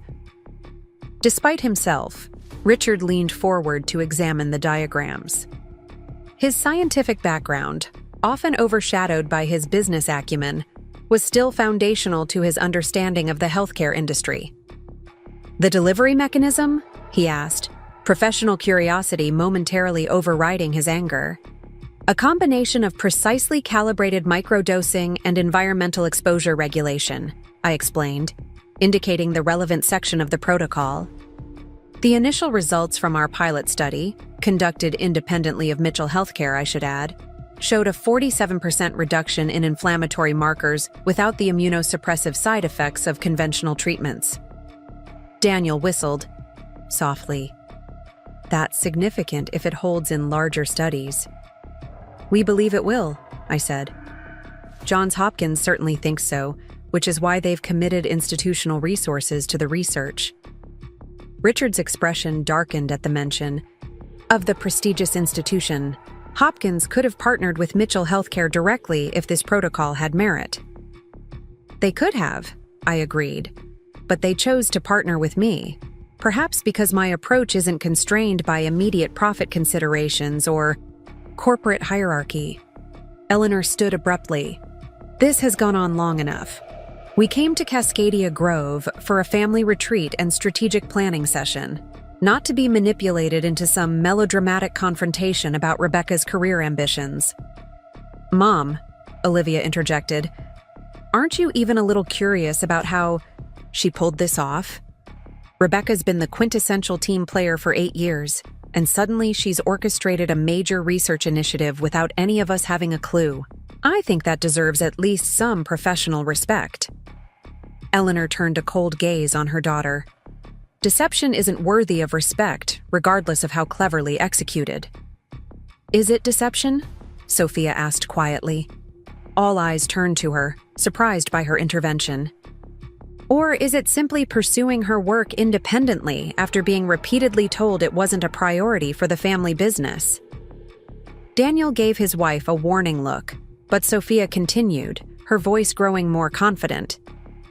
"From what I've observed, over the years, Rebecca has consistently tried to contribute her expertise to Mitchell Healthcare, only to be sidelined or have her work attributed to others." "That's absurd," Eleanor dismissed. "She's been included in company initiatives appropriate to her background." "Appropriate to her background?" Sophia echoed. "She's a published researcher with a doctorate from one of the country's top medical programs. Yet she's been treated like an auxiliary resource rather than the scientific mind she is." I hadn't expected support from this quarter. Sophia, an art historian who had always seemed somewhat intimidated by the Mitchell family dynamics, had apparently been more observant than any of us realized. "Thank you, Sophia," I said sincerely. "But I didn't establish this research center to air grievances. I did it because I believe in the science and in my ability to advance medical understanding of autoimmune disorders." Richard stood, assuming the authoritative posture that typically preceded the conclusion of difficult business meetings. Regardless of the scientific merits, the fact remains that this situation creates complications for Mitchell Healthcare. As a family member with insider knowledge of our operations, your independent research ventures represent potential conflicts of interest. "I've anticipated that concern," I replied, removing another document from my portfolio. "This is a comprehensive conflict mitigation framework prepared by legal counsel and already approved by the Johns Hopkins Ethics Committee. It establishes clear boundaries between my work here and any proprietary Mitchell Healthcare information." I handed copies to everyone at the table. "You'll note that I've even proposed a third-party review mechanism for any research that might overlap with Mitchell areas of interest." Richard took the document but didn't look at it. "This doesn't address the fundamental issue of family loyalty." "I disagree," I said firmly. "True loyalty isn't blind obedience or self-erasure. It's contributing your best self to collective growth. I've spent 8 years trying to contribute my scientific expertise to Mitchell Healthcare, only to have it consistently undervalued. This research center allows me to make a different kind of contribution, one that could ultimately benefit the medical community far more than my continued subordination to Mitchell priorities." James, who had been quietly reviewing the conflict mitigation document, looked up. "She's thought of everything, Dad. This framework is actually more comprehensive than our standard non-compete agreements." "Of course she has," Richard said with grudging acknowledgement. "Rebecca has always been meticulous. It's what made her valuable in regulatory compliance matters." The backhanded compliment, acknowledging my capabilities while simultaneously reminding everyone of my subordinate role, was classic Richard Mitchell. 8 months ago, I would have accepted it with a gracious smile. Today, I simply waited, knowing that his next move would reveal much about how this confrontation would ultimately resolve. After a moment of tense silence, Richard turned to James. "What's your position on all this? She's your wife, after all." The question was deliberately phrased to put James in an impossible position, forcing him to choose between loyalty to his father and support for his wife. It was a tactic Richard had employed countless times in business negotiations, creating artificial binary choices to maintain control. My position, James said carefully, is that we should evaluate the situation based on its actual merits rather than emotional reactions. Rebecca has established a legitimate research center with serious institutional backing. The science shows promise. The conflict mitigation framework addresses the business concerns. He looked at me directly. What I don't understand is why this had to be revealed in such a dramatic fashion. Why not just tell me what you were planning? Would you have supported it? I asked simply. James opened his mouth to reply, then closed it again, the truth of the situation apparently dawning on him. After a moment, he admitted, I would have brought it to Dad, to the family. We would have discussed how it aligned with Mitchell priorities. Exactly, I said. And if the family decided it didn't align with Mitchell priorities, would you have supported my pursuit of it independently? His silence was answer enough. Eleanor, who had been watching this exchange with calculating eyes, suddenly changed tactics. Perhaps we're approaching this all wrong. Rebecca has obviously put considerable thought into this venture. Rather than viewing it as a challenge to Mitchell Healthcare, we might consider how it could be integrated into our broader portfolio. The abrupt pivot was jarring, but not unexpected. Eleanor had always been adept at recalibrating when direct confrontation proved ineffective. Integration? I repeated. You mean acquisition by Mitchell Healthcare? A partnership, Eleanor clarified smoothly. Your research initiative under the Mitchell Healthcare umbrella, with appropriate autonomy and recognition, of course. Richard, catching his wife's strategy, immediately nodded. It makes sense. You'd have the resources of Mitchell Healthcare behind your research while maintaining directorial control of the specific protocols. A win-win arrangement. The offer was cleverly constructed, acknowledging my achievement while simultaneously attempting to subsume it into the Mitchell empire. Once again, I would be under the family umbrella, my work ultimately advancing the Mitchell legacy rather than standing independently. That's a generous offer, I said carefully. But the Kendall Initiative was specifically designed to operate independently of corporate healthcare structures. Our research methodology requires freedom from quarterly profit expectations and shareholder considerations. All research requires funding, Richard pointed out. Johns Hopkins provides academic credibility, but their financial commitment is likely limited. Mitchell Healthcare could provide sustainable, long-term backing without the constant grant writing and fundraising that drains resources from actual scientific work. It was a compelling argument, appealing directly to the researcher in me who understood the perpetual struggle for funding. For a moment, I allowed myself to imagine the possibilities. Access to Mitchell Healthcare's vast resources, sophisticated equipment, established distribution channels for eventual therapeutic applications. But then I remembered the last 8 years, how every initiative I proposed had been redirected to serve Mitchell priorities, how my contributions had been repackaged to fit the family narrative.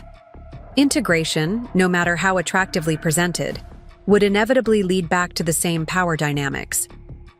I appreciate the offer, I said finally. But the Kendall Initiative will remain independent. We've secured sufficient funding for the initial 3-year research phase, and our preliminary results should position us well for additional grants and private investment. Richard's expression hardened.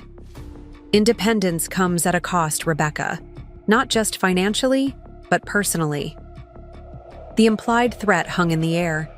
If I persisted in this path, I would be choosing my research over my place in the Mitchell family, perhaps even over my marriage.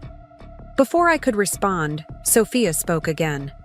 Why does it have to be a choice? Why can't Rebecca pursue her independent research and still be part of the family? Unless the real issue isn't her research at all, but the fact that she's stepped outside the role you assigned her. Daniel turned to his wife, visibly surprised by her continued intervention. Sophia, this is a complicated business matter.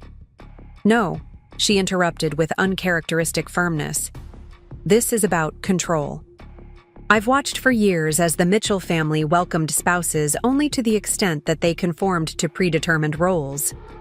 Rebecca is simply the first to challenge that arrangement directly. The room fell silent as the truth of her observation registered. Even Thomas, who had largely remained a neutral presence at family gatherings, nodded slightly in acknowledgement.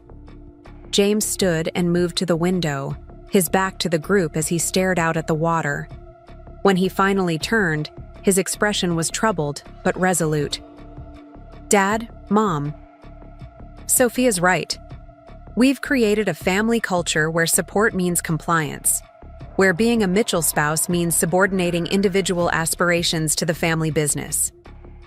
He looked at me. I never saw it clearly until today. Until I walked into this research center and realized my wife had created something remarkable despite us, not because of us. Eleanor's carefully maintained composure cracked slightly. "That's unfair, James. We've always supported appropriate initiatives." "Appropriate according to whom?" he challenged. "Who decides what constitutes appropriate contributions from family members?" Richard, sensing the conversation slipping, beyond his control, attempted to redirect. "This philosophical debate is interesting, but it doesn't address the practical reality. Rebecca has established a research center that potentially competes with Mitchell healthcare interests. We need to determine how to manage that situation. It only competes if you define Mitchell Healthcare's interests as encompassing all possible medical research," I pointed out. "The autoimmune protocol I'm developing was explicitly deemed outside your strategic priorities. You can't claim competitive infringement on a direction you chose not to pursue." Olivia, who had been observing the back and forth with unusual attentiveness, suddenly laughed. "She's outmaneuvered all of us," she said, a note of reluctant admiration in her voice. "Legally, scientifically, strategically, Rebecca's positioned the Kendall Initiative in the perfect space just outside Mitchell Healthcare's claimed territory, while establishing institutional backing that gives her credibility independent of the Mitchell name." "It wasn't about outmaneuvering anyone," I said. "It was about creating space for meaningful work." "Perhaps," Olivia acknowledged. "But you have to admit, the execution was masterful. Using our family retreat as the revelation moment, ensuring we'd all be here to see your research center firsthand rather than dismissing it from a distance. That's strategic thinking worthy of a Mitchell." "Except she's not using the Mitchell name," Eleanor pointed out sharply. "She's deliberately established this under her maiden name." "Yes," I confirmed, "because this research represents my independent scientific contribution, not an extension of Mitchell Healthcare." Richard, ever the pragmatist, seemed to recognize that direct opposition would be ineffective. He shifted to a different approach. "Let's be practical. What exactly are you proposing as the relationship between the Kendall Initiative and Mitchell? Healthcare moving forward? Complete separation? Some form of professional courtesy? We need to establish parameters." It was a fair question, finally acknowledging that the research center was a reality that couldn't simply be absorbed or dismissed. "I propose respectful professional boundaries," I said. "The Kendall Initiative will pursue its research agenda independently. If our work yields innovations relevant to Mitchell Healthcare's product lines, we can discuss licensing or collaboration on standard industry terms, the same arrangement you'd consider with any other independent research entity." "And personally?" Eleanor asked, looking pointedly between James and me. "What does this mean for your role in the family?" It was the question that cut to the heart of the matter, one that I had been carefully considering since the moment I decided to establish the research center. "That depends," I said, meeting her gaze steadily, "on whether the Mitchell family can accept a member who maintains professional independence, who contributes from a position of equality rather than subordination." "That's not how family businesses work," Richard said dismissively. "There has to be unified direction, clear leadership." "In the business, yes," I agreed. But we're not talking about Mitchell Healthcare's corporate structure. We're talking about family relationships, about whether individuals can be valued for who they are rather than how well they serve predetermined roles. James moved to stand beside me, the physical positioning itself a statement. Dad, Mom, I think what Rebecca is saying, what she's demonstrating, is that the boundaries between family and business have become unhealthy. We've allowed Mitchell Healthcare to define our personal relationships rather than the other way around. Richard studied his son with a mixture of surprise and disappointment. I never thought I'd see the day when you, of all people, would advocate for separating family from business. The Mitchell legacy has always been about the integration of the two. Maybe that's the problem, James replied quietly. Maybe some boundaries would make both the family and the business healthier. The conversation was interrupted by a discreet knock at the door. Alex entered, his expression professionally neutral, though his eyes registered the tension in the room. I apologize for the interruption, Dr. Kendall, but the Johns Hopkins Research Oversight Committee is on the line for the scheduled update call. I nodded, grateful for the timely intervention. Thank you, Dr. Winters. Please tell them I'll join the call in 5 minutes. After Alex withdrew, I turned back to the Mitchell family. As you can see, the research center is fully operational with regular institutional oversight. This isn't a personal project or a statement. It's a legitimate scientific initiative, with serious backing. I gathered my materials from the table, returning them to the portfolio. I suggest we all take some time to process this new reality. The Mitchell family retreat can continue as planned. The resort is certainly large enough for all of us to coexist comfortably. Perhaps after some reflection, we can discuss next steps in a less charged atmosphere. Richard stood, clearly unaccustomed to having meetings concluded by anyone other than himself. This conversation isn't finished, Rebecca. I agree, I said calmly. But it is paused. I have professional obligations to attend to, just as I'm sure you have your strategic planning to continue. I turned to address the entire group. You're welcome to tour the research facilities again if you're interested in the scientific aspects of our work. Dr. Winters or Dr. Rodriguez would be happy to provide more detailed explanations of the protocols. With that, I moved toward the door, outwardly composed though my heart was racing. The confrontation had unfolded differently than I had anticipated, with unexpected allies and James taking a more supportive position than I had dared hope. James followed me into the hallway, closing the conference room door behind him. For a moment, we stood in silence, the magnitude of what had just transpired hanging between us. You could have told me, he said finally, his voice low. Would you have heard me? I asked simply. He ran a hand through his hair, a gesture of frustration. I knew well. I don't know. I want to say yes, but the evidence suggests otherwise. I finished for him. James, I tried to tell you in 100 small ways that my research mattered to me, that I needed professional autonomy, that being a Mitchell wife wasn't fulfilling my scientific potential. I thought you were happy with our life, he said, echoing his words from our townhouse conversation that now seemed a lifetime ago. Parts of it, yes. Our relationship, when it was actually about us and not about Mitchell Healthcare. The life we built together when it was truly together. I met his gaze directly. But professionally? No, I wasn't happy. I was slowly disappearing into a role that left no room for the researcher I've always been. James glanced back at the conference room door, then at the research center surrounding us. Physical evidence of the double life I had been creating while he remained oblivious. What happens now? With us, I mean. It was the question that underlay all others, the one that would ultimately determine the personal cost of my professional reclamation. That depends, I said, echoing my earlier response but with a gentler tone.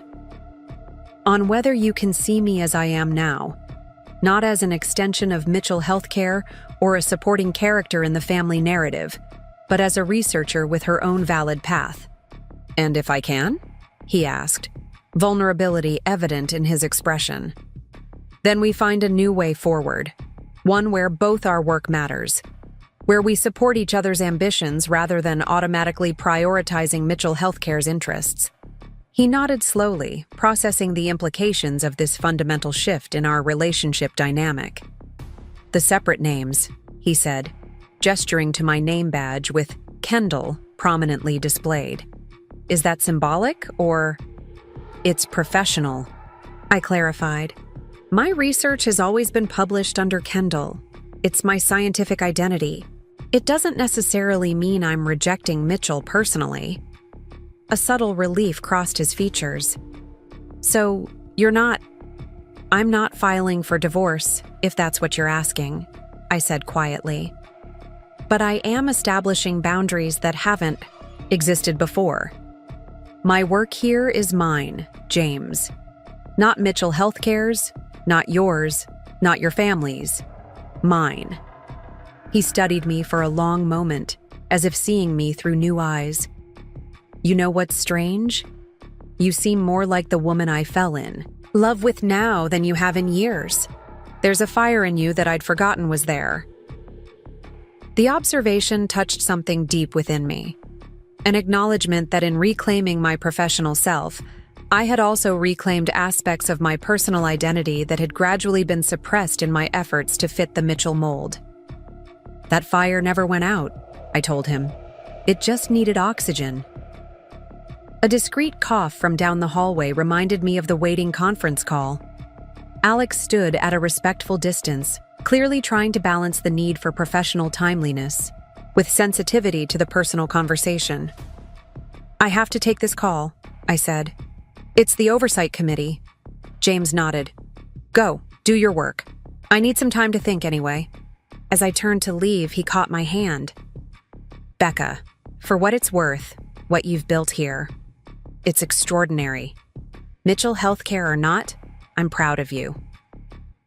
The simple acknowledgement, professional respect from the man who had witnessed my capabilities but allowed them to be sidelined for years, brought unexpected emotion to my throat. "Thank you," I said softly. "That means more than you know." As I walked toward my office to take the Hopkins call, leaving James to return to his family, I felt a curious lightness despite the tension of the confrontation. For the first time in years, I had spoken my truth without filtering it through the lens of Mitchell expectations. I had stood in my professional power without diminishing myself to maintain family harmony.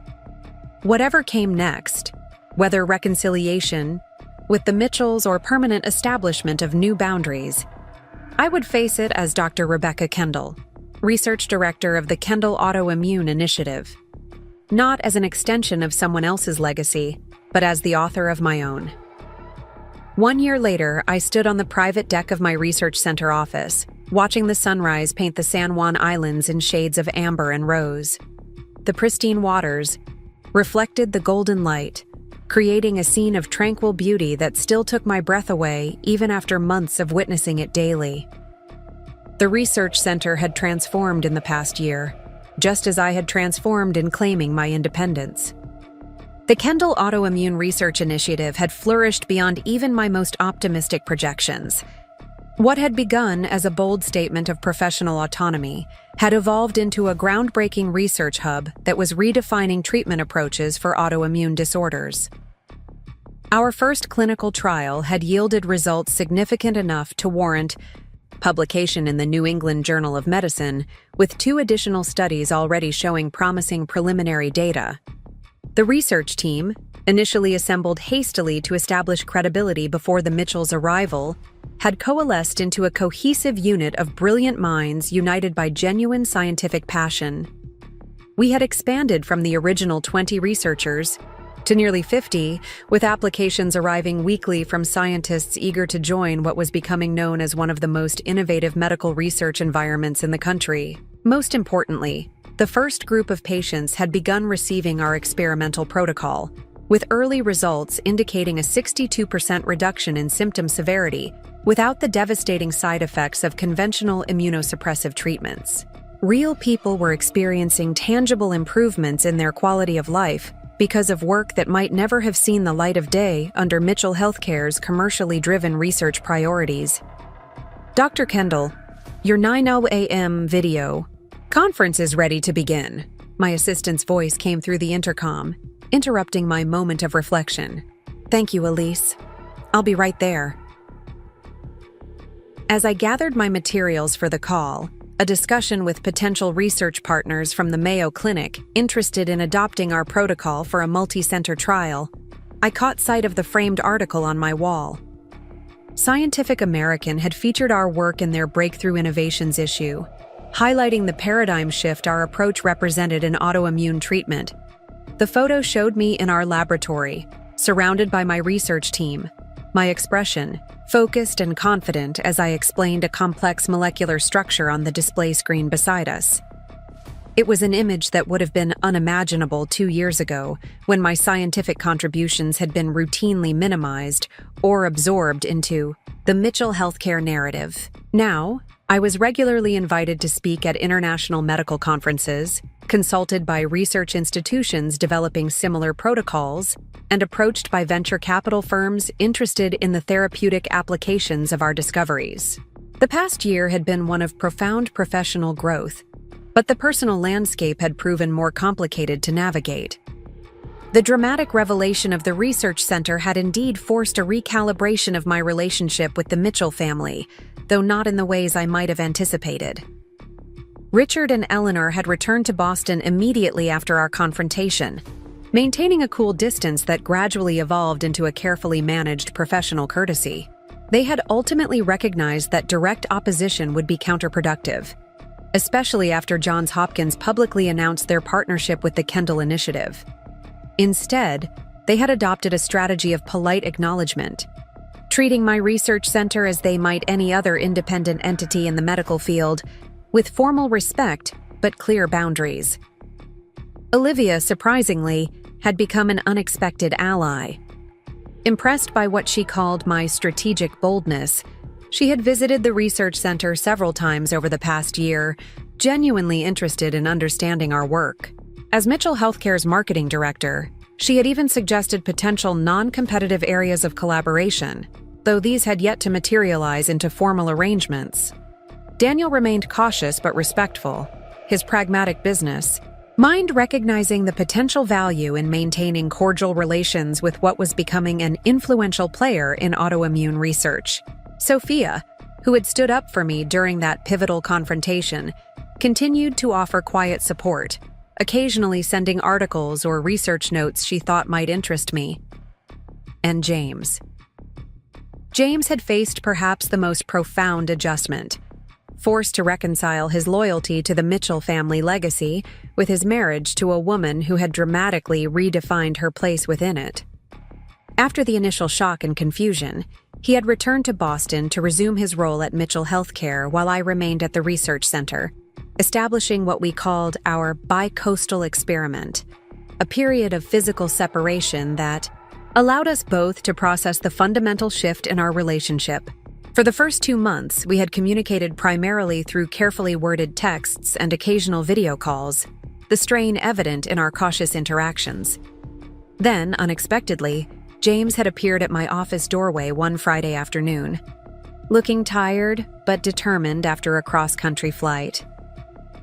"I miss you," he had said simply, "not just as my wife, but as my intellectual partner. I've been thinking about what you said, about supporting each other's ambitions rather than automatically prioritizing the family business. I want to try."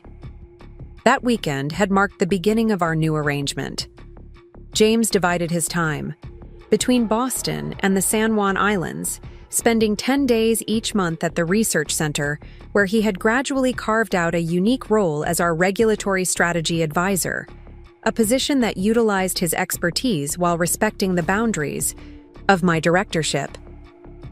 The Mitchell family had observed this development with varying degrees of acceptance. Richard viewed it as a temporary accommodation, convinced that eventually I would relocate back to Boston, or James would tire of the transcontinental commute. Eleanor maintained that a proper marriage required full-time cohabitation and frequently reminded James of pending social obligations that would benefit from his wife's presence. But as the months passed and our arrangement stabilized, a surprising thing happened. James began to flourish in ways that had been constrained within the confines of the Mitchell family dynamic. Away from his father's immediate influence, he demonstrated creative approaches to regulatory challenges that impressed even our most skeptical researchers. He developed genuine relationships with the research team based on mutual respect rather than hierarchical authority. Most significantly, he began quietly exploring his own independent consulting practice, advising emerging biotech companies on navigational strategies for the regulatory landscape. Dr. Kendall? Elise appeared at my office door. Mayo Clinic is waiting. And Dr. Mitchell asked me to remind you about your dinner reservation tonight. I smiled at her use of our professional titles, a small but meaningful acknowledgement of our separate identities, even within our marriage. Thank you, Elise. Please tell them I'll be right there. The video conference ran longer than scheduled, the Mayo team's enthusiasm for our protocol generating detailed questions and discussions of potential collaboration frameworks. By the time we concluded, it was nearly noon, and I had just enough time to review the latest research data before my next commitment, a lunch meeting with a potential donor interested in funding an expansion of our patient treatment facilities. As I walked through the research center, I was struck by how organically it had evolved from the hastily established facility of a year ago into a thriving scientific community. The main laboratory buzzed with focused energy as researchers analyzed samples and discussed results. The conference room hosted a small group of clinicians reviewing patient data. Even the reception area had transformed, now displaying a wall of testimonials from patients whose conditions had improved under our protocol. My phone buzzed with a text from James. Landed safely. Dinner at 7 still works? Have news to share. I smiled, typing back a quick confirmation. After a year of transcontinental commuting, he still texted upon each arrival, a small gesture of connection that had become part of our new relationship rhythm. The lunch meeting with the potential donor, a tech entrepreneur whose daughter suffered from lupus, went exceptionally well. By the end of our discussion, he had committed to funding not only our proposed patient wing expansion, but also a fellowship program for young researchers specializing in autoimmune disorders. What convinced me, he explained as we walked through the current facilities, is that you've created something that bridges the gap between academic research and real-world application. Most institutions do one or the other well, but rarely both. His observation resonated with me. That balance, maintaining scientific integrity while ensuring practical therapeutic applications, had been central to my vision for the Kendall initiative. It was precisely the integration that had proven so difficult to achieve within the Mitchell healthcare framework, where commercial considerations invariably took precedence over scientific exploration. After the donor departed, I spent the afternoon in the laboratory, working directly with our research team on a promising modification to our treatment protocol. The hands-on research time had become a non-negotiable part of my schedule, ensuring that my role as director never completely separated me from the scientific work that remained my core passion. At 6:30, I returned to my office to prepare for dinner with James. As I changed from my lab coat into a simple but elegant dress, I caught sight of the small framed photograph on my desk, a candid shot of James and me from 3 months ago, standing on the deck of a ferry crossing Puget Sound, laughing as the wind tousled our hair. It captured something essential about our reconfigured relationship. Less formal, more authentic, finding joy in unexpected moments rather than scripted Mitchell family occasions. The restaurant James had selected was one of our favorites, a small bistro in Friday Harbor that served local seafood with a breathtaking view of the marina. As I arrived, I spotted him already seated at our usual table by the window, studying something on his tablet with characteristic intensity. He looked up as I approached, his face brightening in a way that still made my heart skip after nearly a decade together. "There she is, the revolutionary researcher changing the face of autoimmune treatment," he said, standing to greet me with a kiss. "Revolutionary might be overstating things," I replied, though we both knew the description wasn't far off. "How was your flight?" "Uneventful, which is all one can hope for these days." He pulled out my chair. "But the real question is, how did the Mayo Clinic call go? Are they on board?" We fell into easy conversation about the day's events, the video conference, the donor meeting, the research breakthrough we were cautiously optimistic about. In these moments, our professional lives intertwined naturally, each genuinely interested in the other's work, without the competitive undercurrent that had often characterized discussions of Mitchell healthcare matters. "You mentioned you had news?" I prompted after our appetizers arrived. James set down his fork, his expression shifting to something more serious. "Dad's stepping down as CEO. The announcement wasn't entirely unexpected. Richard was approaching 70, and succession planning had been an ongoing discussion within Mitchell Healthcare for years. But the timing was surprising. When? 6 months from now. The board approved the transition plan yesterday." James took a sip of his wine. "He's recommended me as his successor." I studied his face, trying to gauge his feelings about this development. "And how do you feel about that?" "Conflicted," he admitted. "On one hand, it's what I've been groomed for my entire life. On the other, it would change our current arrangement," I finished for him. "The CEO position would demand his full-time presence in Boston, effectively ending our bi-coastal compromise." "That's part of it," he acknowledged. "But there's more." He hesitated, seeming to choose his words carefully. "The past year, working with your research team, consulting independently, it's changed my perspective on what Mitchell Healthcare could be, should be." "What do you mean?" "We've become too focused on immediate commercial applications, on quarterly results that satisfy shareholders but don't necessarily advance medical care in meaningful ways." His eyes met mine directly. "Watching what you've built here, seeing the impact on actual patients, it's made me question the direction we've been heading." It was perhaps the most significant shift I'd witnessed in him, a willingness to critically examine the business philosophy that had shaped the Mitchell empire for generations. "Have you shared these thoughts with your father?" James laughed softly. "Let's just say our conversations about the future of Mitchell Healthcare have become increasingly robust." I could well imagine Richard's reaction to his son's evolving perspective. "And if you accept the CEO position, what changes would you implement?" "That's actually what I wanted to talk to you about." He reached across the table, taking my hand. "I'm considering proposing a new research division within Mitchell Healthcare. One, focused on long-term therapeutic innovations rather than immediate commercial products. And I'd like your input on how to structure it." The request caught me off guard. "My input? Not my leadership?" "I know better than to ask you to abandon the Kendall Initiative," he said with a smile that acknowledged how far we'd come. "But your insights on creating a research environment that balances scientific inquiry with practical applications would be invaluable." I considered his proposal carefully. A year ago, I might have seen it as an attempt to pull me back into the Mitchell orbit, to reclaim some control over my professional activities. Now, I recognized it for what it was, a genuine request for expertise from one professional to another. "I'd be happy to consult on the structure," I said finally. "But James, are you certain this is the direction you want to take?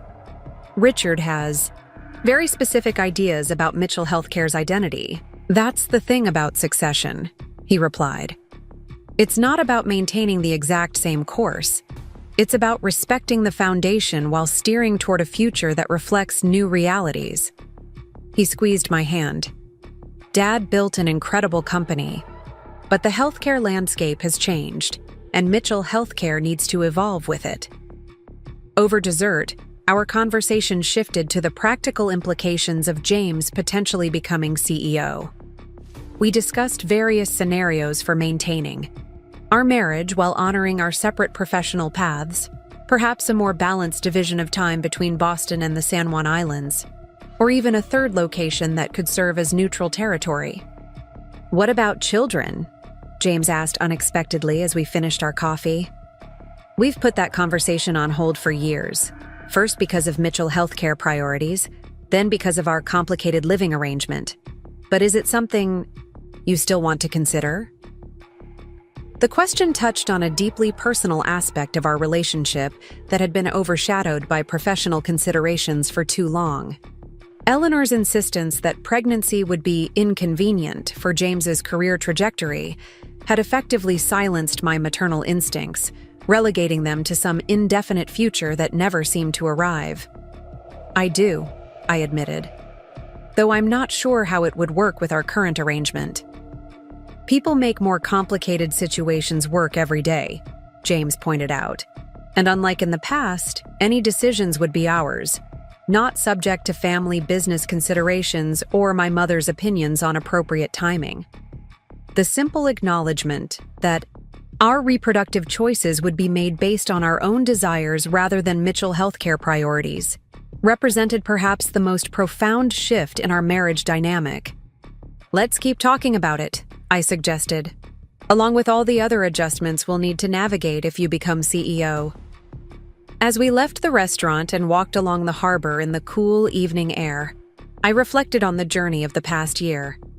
My dramatic establishment of the research center had been a turning point not just professionally, but personally. A reclamation of agency that had transformed not only my own life, but James's as well. "Penny, for your thoughts?" he asked, slipping an arm around my waist as we paused to watch the moonlight on the water. "I was just thinking about what we've built this past year, and not just the research center. This new version of us. It's stronger than what we had before, isn't it?" He considered this thoughtfully. "It is. There's more truth between us now. Less accommodation and more genuine partnership." "And with your family?" I prompted, curious about his assessment of that still-evolving dynamic. "Complicated," he acknowledged with a rueful smile. "Dad respects what you've accomplished, even if he'd never admit it directly. Mom is still adjusting to the concept of a daughter-in-law with an independent professional identity. And professional recognition that rivals her son's," I added, referencing the recent feature in Medical Innovation Quarterly that had highlighted my work alongside profiles of other emerging leaders in medical research. "That particular development has not gone unremarked upon in family discussions," James confirmed, his tone making it clear that Eleanor had been less than enthusiastic about my growing prominence in medical circles. We continued our walk, discussing the practical aspects of the coming weeks. James would remain at the research center for 7 days before returning to Boston for board meetings, while I would travel to Chicago the following month to present our latest findings at a major medical conference. When we reached the small cottage I had purchased 6 months ago, a 15-minute drive from the research center with a stunning view of the water, James paused at the door. "You know, there's a third option we haven't really discussed," he said, his expression thoughtful. "For the CEO position." He leaned against the porch railing, facing me directly. I could decline it. The suggestion startled me. "James, you've worked toward this your entire career. The Mitchell legacy is important," he acknowledged. "But maybe there are other ways to honor it besides stepping directly into my father's role. Daniel has the business acumen for the position. With the right team around him, he could be effective." "What would you do instead?" I asked, genuinely curious about this unexpected possibility. "Continue developing my consulting practice. Maybe expand my role with the Kendall Initiative if there's genuine need. Or establish something new that bridges these different worlds we've been navigating." He smiled slightly. I'm discovering there's something liberating about defining my own path rather than following the one mapped out since birth. It was perhaps the most tangible evidence of how profoundly our relationship had evolved. That James could even contemplate stepping away from the position he had been groomed for throughout his life. Whatever you decide, I said, it should be about what you truly want, not just what accommodates our situation. He nodded, understanding the distinction. I know, and that's why I'm actually considering all options rather than automatically accepting what's expected. Inside the cottage, we settled on the sofa overlooking the water, the conversation shifting to more immediate matters. The details of the coming week, coordination of our schedules, plans for the weekend. The domestic normalcy of these discussions contrasted sharply with the weightier topics of professional trajectories and family legacies, yet together they formed the texture of our reconfigured relationship. Later, as James slept beside me, I found myself awake, considering the journey that had led us here. The dramatic revelation at Cascadia Grove a year ago had been a catalyst for change, but the true transformation had unfolded in the countless small moments that followed. The difficult conversations, the negotiated boundaries, the gradual rebuilding of trust on new terms. What I had initiated as an assertion of professional identity had evolved into something more profound, a recalibration of our entire relationship dynamic, shifting from accommodation to genuine partnership. The research center that had once represented my declaration of independence now stood as proof that autonomy and connection could coexist, that supporting each other's ambitions strengthened rather than diminished our bond. The following morning, I woke early and slipped quietly from bed, drawn to the deck overlooking the water. The sun was just beginning to rise, casting a golden glow across the still surface of the bay. In the distance, I could see the outline of the research center perched on its bluff, a physical manifestation of the path I had chosen. James joined me a few minutes later, wrapping a blanket around my shoulders against the morning chill before standing beside me in comfortable silence. Together, we watched an eagle soar over the water, its powerful wings catching the updrafts with effortless grace. Beautiful, James murmured. Yes, I agreed, though my thoughts had shifted from the natural splendor before us to the less visible but equally remarkable transformation of our lives. It really is. After breakfast, we drove together to the research center, arriving just as the team was beginning to filter in for the day. As we walked through the entrance, I noticed several researchers glance our way with quiet acknowledgement, accustomed now to the presence of Dr. Mitchell alongside Dr. Kendall, understanding the unique dynamic we had established. I'll be in the regulatory compliance office if you need me, James said as we reached the main corridor where our paths would diverge. The FDA liaison is calling at 10 to discuss the expanded trial parameters. Perfect. I'll be in the lab most of the morning, but we should sync before the team meeting at 2. He nodded, then surprised me with a quick kiss, a small but significant departure from the strictly professional boundaries we had initially maintained within the research center. Go change the world, Dr. Kendall. One autoimmune protocol at a time, I replied with a smile. As I watched him head toward the regulatory office, a space that had gradually become his own professional domain within the larger research center, I was struck by how naturally we had evolved into this new dynamic, finding balance between autonomy and partnership that had seemed impossible in the shadow of Mitchell Healthcare's all-encompassing influence. In my office, I found a delivery waiting on my desk, a package from Boston with Mitchell Healthcare's return address prominently displayed. Inside was a copy of the company's annual report, with a post-it note in Richard's distinctive handwriting. Thought you might find page 37 interesting. Armai. Curious, I turned to the indicated page and found a brief announcement regarding the establishment of a new division within Mitchell Healthcare, focused on long-term therapeutic research, with independent scientific direction. There was no mention of my input or the Kendall Initiative's influence on this development, but the very existence of such a division so contrary to Richard's traditionally commercial approach, spoke volumes about the subtle shifts occurring within the Mitchell empire. My phone buzzed with a text from Olivia. "I see Dad sent you the annual report. The new research division was James's idea, but don't tell Dad I told you that. Call me next time you're in Boston. I have a proposition that might interest you." The message confirmed what I had suspected, that James had already begun influencing Mitchell Healthcare's direction, planting seeds of change that might eventually transform the company's approach to medical innovation. As I prepared for my day, changing into my lab coat, reviewing research notes, checking the schedule of experiments, I found myself reflecting on the curious path that had led me here.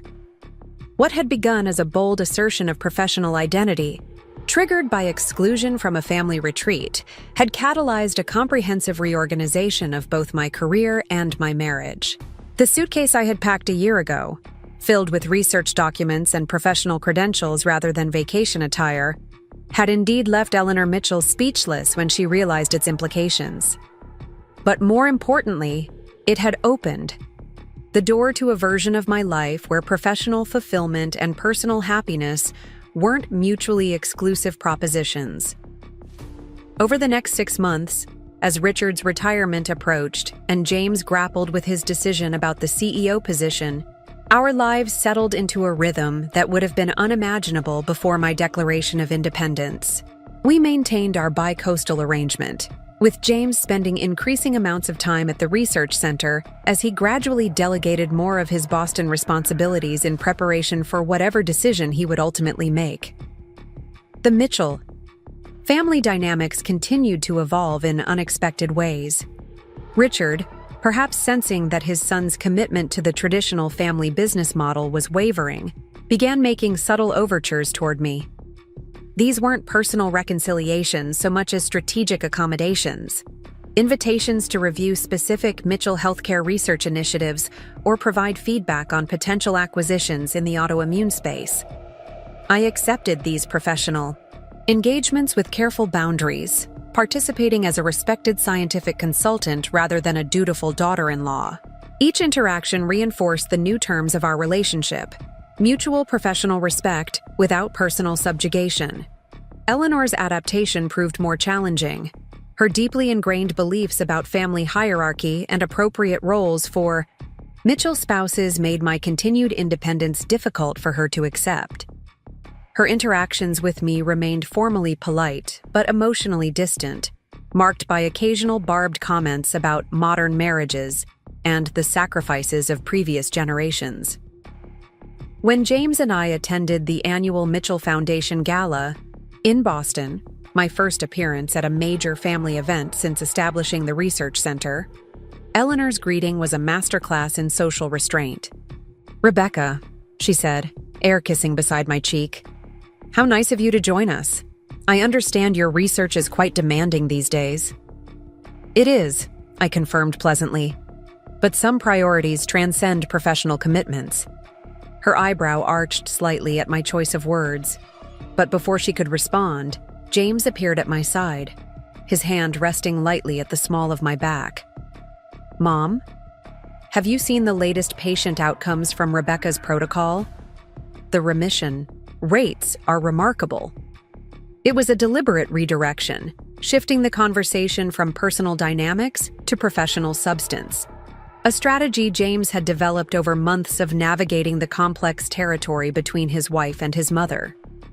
More significant than the tactic itself was the fact that he employed it automatically, prioritizing my professional recognition over his mother's social expectations. Eleanor's response was equally revealing. Rather than dismissing the research topic as inappropriate for a social occasion, as she once might have, she engaged with it directly. "I've heard there's interest from European medical centers," she said, surprising me with her awareness of our international collaborations. Richard mentioned the Munich Institute has been particularly attentive.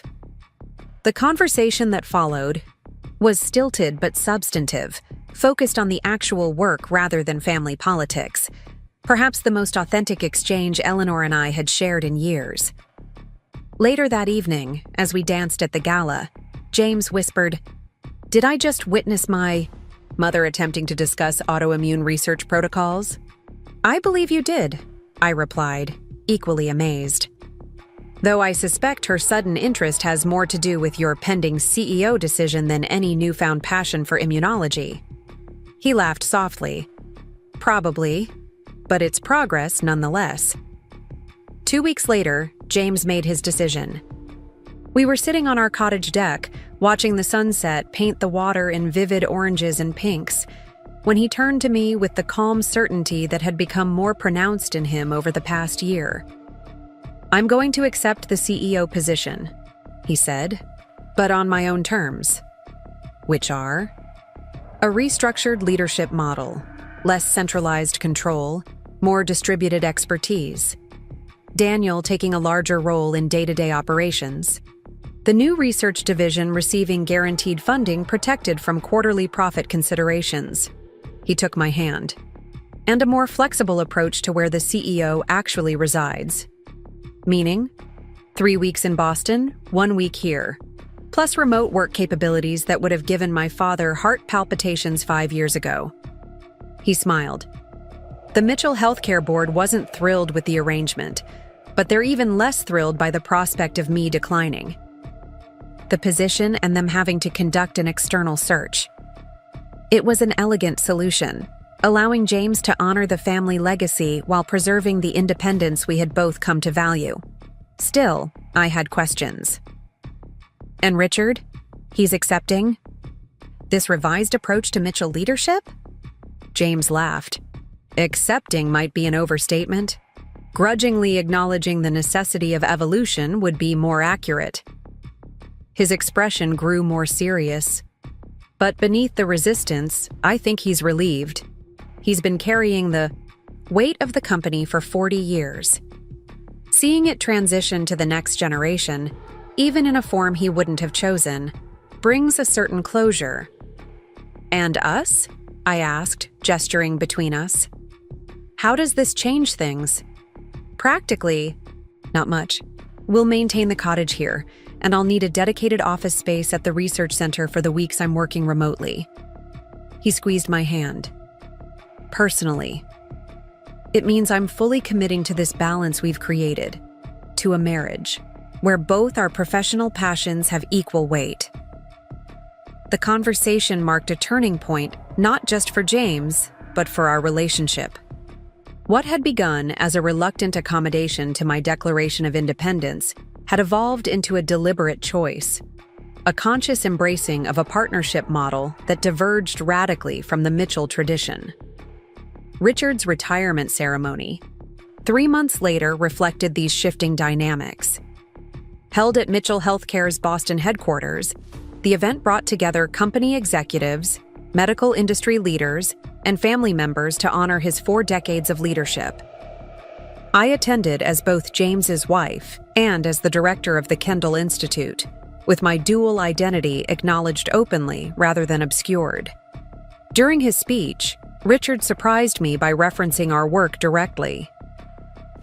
"The healthcare landscape is evolving," he said, "and Mitchell Healthcare must evolve with it. The next generation brings new perspectives on research pathways and therapeutic applications, perspectives that challenge traditional thinking but ultimately strengthen our commitment to medical advancement." His gaze moved briefly to where James and I stood together. Sometimes the most valuable innovations come from unexpected directions. It wasn't a direct apology for years of marginalization, but from Richard Mitchell, it was an extraordinary acknowledgement, a public recognition that the very independence he had resisted had ultimately influenced Mitchell Healthcare's evolution in positive ways. Later, during the reception, he approached me directly, something he had rarely done since the confrontation at Cascadia Grove. "Your latest protocol modifications," he said without preamble. "The adaptive response elements, they show promise for applications beyond autoimmune conditions." "We believe so," I replied, surprised by his specific knowledge of our recent research developments. The targeted immune modulation could potentially apply to certain inflammatory responses in cardiovascular conditions as well. He nodded, his expression thoughtful. Mitchell Healthcare's new research division might benefit from consultation on those potential applications. On a formal basis, of course, with appropriate compensation and intellectual property protections. It was as close as Richard would ever come to admitting the value of the research path he had previously dismissed as too experimental, and perhaps as close as we would come to reconciliation. "I'd be open to discussing potential collaboration frameworks," I said carefully, though the Kendall Initiative's independence remains non-negotiable. "Understood." He raised his glass slightly. "To scientific progress, regardless of institutional affiliation." It was a toast that acknowledged our new reality: professional respect without personal subordination, collaboration without absorption. James's transition to CEO over the following months brought its own challenges and revelations. The bi-coastal arrangement proved more complex in practice than in theory, with certain Mitchell Healthcare crises demanding his physical presence in Boston regardless of our carefully structured schedule. But unlike in the past, these disruptions were treated as mutual problems to solve rather than expectations I should automatically accommodate. When a major regulatory issue erupted during James's scheduled week at the research center, we sat together in my office, reviewing options. "I need to be in Boston tomorrow for the FDA meeting," he said, frustration evident in his voice. "But we have the protocol review with the Johns Hopkins team scheduled for Thursday." "Go to Boston," I said simply. "I'll handle Hopkins. We'll reschedule your regulatory sessions with our team for next week." "I was supposed to be here for 10 days this time," he reminded me. "This cuts our time by half." "And we'll deal with it," I assured him. "This arrangement was never going to be perfect, James. What matters is that we're both committed to making it work, adjusting as needed without resentment." It was perhaps the most significant difference from our previous dynamic, the absence of martyrdom or scorekeeping, replaced by a pragmatic partnership approach to navigating competing demands. 8 months after James became CEO, I made my own significant decision. We were reviewing research data in my office late one evening when I closed my laptop with unexpected decisiveness. "I think it's time," I said. "For dinner? I could order something in if you want to keep working." "No," I smiled at his confusion. "For us to start trying for a baby." His expression shifted from surprise to cautious joy. "Are you sure? With everything going on, your research, my new position?" "There will always be something going on," I pointed out. "What's different now is that we're making this decision based on what we want, not what's convenient for Mitchell Healthcare or aligned with family expectations." We discussed the practical implications well into the night, how my research responsibilities might be temporarily redistributed during maternity leave, how James might adjust his Boston schedule, what childcare arrangements would accommodate, our unique living situation. Every aspect of the conversation reflected our new reality: two professionals making family planning decisions as equal partners, with both careers given genuine consideration. 3 months later, on a crisp autumn morning, I stood in our cottage bathroom staring at a positive pregnancy test. The emotion that washed over me was complex: joy intermingled with anxiety about the changes ahead, excitement tempered by awareness of the logistical challenges we would face. When I showed James the test results, his reaction was equally nuanced. Beneath his obvious happiness was a thoughtfulness that reflected how much he had evolved from the Mitchell heir who once unquestioningly accepted his mother's assessment of convenient timing for family expansion. "Everything changes now," he said, holding me close. "But unlike my parents, we won't let a family business define our family relationships." The pregnancy announcement to the Mitchell family revealed much about the new dynamics we had established. Rather than deferentially seeking Eleanor's approval or accommodating Richard's business concerns, we simply informed them of the expected, arrival of their grandchild, and our intention to maintain both our professional commitments and our bi-coastal living arrangement.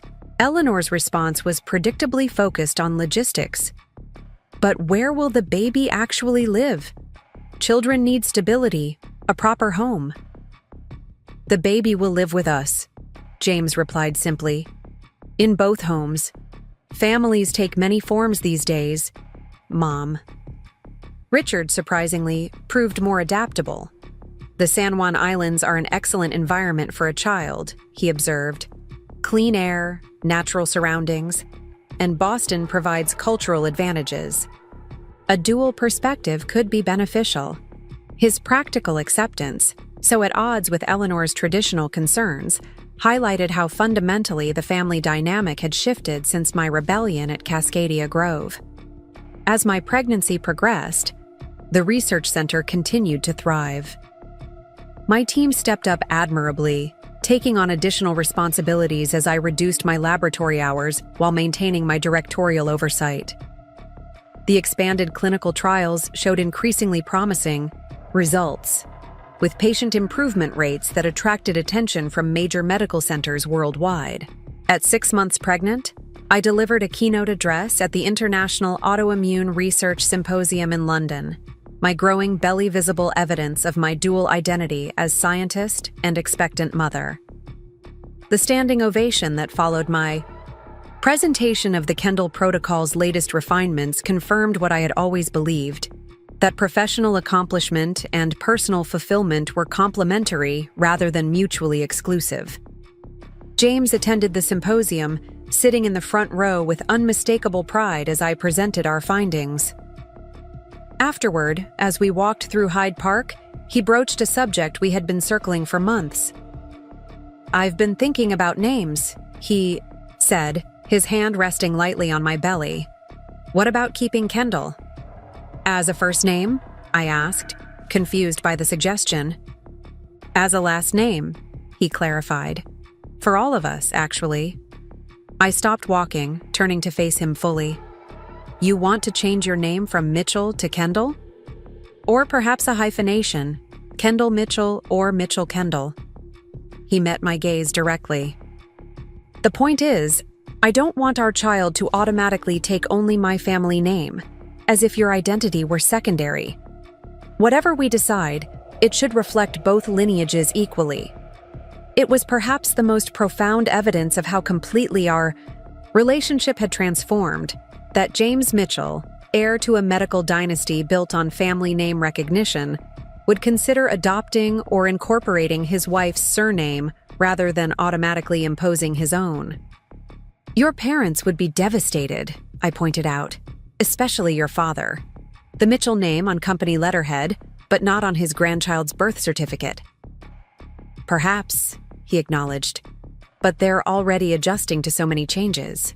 My modified CEO role, our bi-coastal living arrangement, your independent research center. This would be one more evolution in how the next generation of the family defines itself." We didn't resolve the name question that day, but the conversation itself marked how profoundly our relationship had been reconstructed, built now on mutual respect and genuine partnership rather than predetermined roles. In my 8th month of pregnancy, we gathered both our families for a celebration at our San Juan Islands cottage. My parents, initially concerned about the dramatic changes in my life over the past 2 years, had gradually come to appreciate the reclaimed independence they now saw in me. The Mitchell family's presence, Richard and Eleanor, Olivia and Thomas, Daniel and Sophia, represented a tenuous but significant reconciliation, a tacit acknowledgement of our new family construct. As we sat on the deck overlooking the water, Eleanor watched me carefully, her expression unreadable. Later, as others engaged in separate conversations, she approached me where I stood admiring the sunset. "This is quite different from how I envisioned my first grandchild's arrival," she said, her tone neutral. "I imagine it is," I agreed, one hand resting on my rounded abdomen. "To my surprise," she continued, "my own mother-in-law had very specific ideas about how I should conduct myself as a Mitchell wife. The expectations were comprehensive. It was the first time Eleanor had ever hinted at her own experience of joining the Mitchell family, of possibly having faced similar pressures to conform. "Did you ever consider a different path?" I asked carefully. She gazed out at the water, silent for so long I thought she might not answer. "Once," she finally said, "before Daniel was born. I had studied architectural design, nothing as impressive as your medical credentials, but it was something I excelled at. Richard's father made it clear that outside careers were distractions from family priorities." The revelation stunned me. This glimpse of a young Eleanor with creative ambitions, before she had fully embraced the role of Mitchell family matriarch.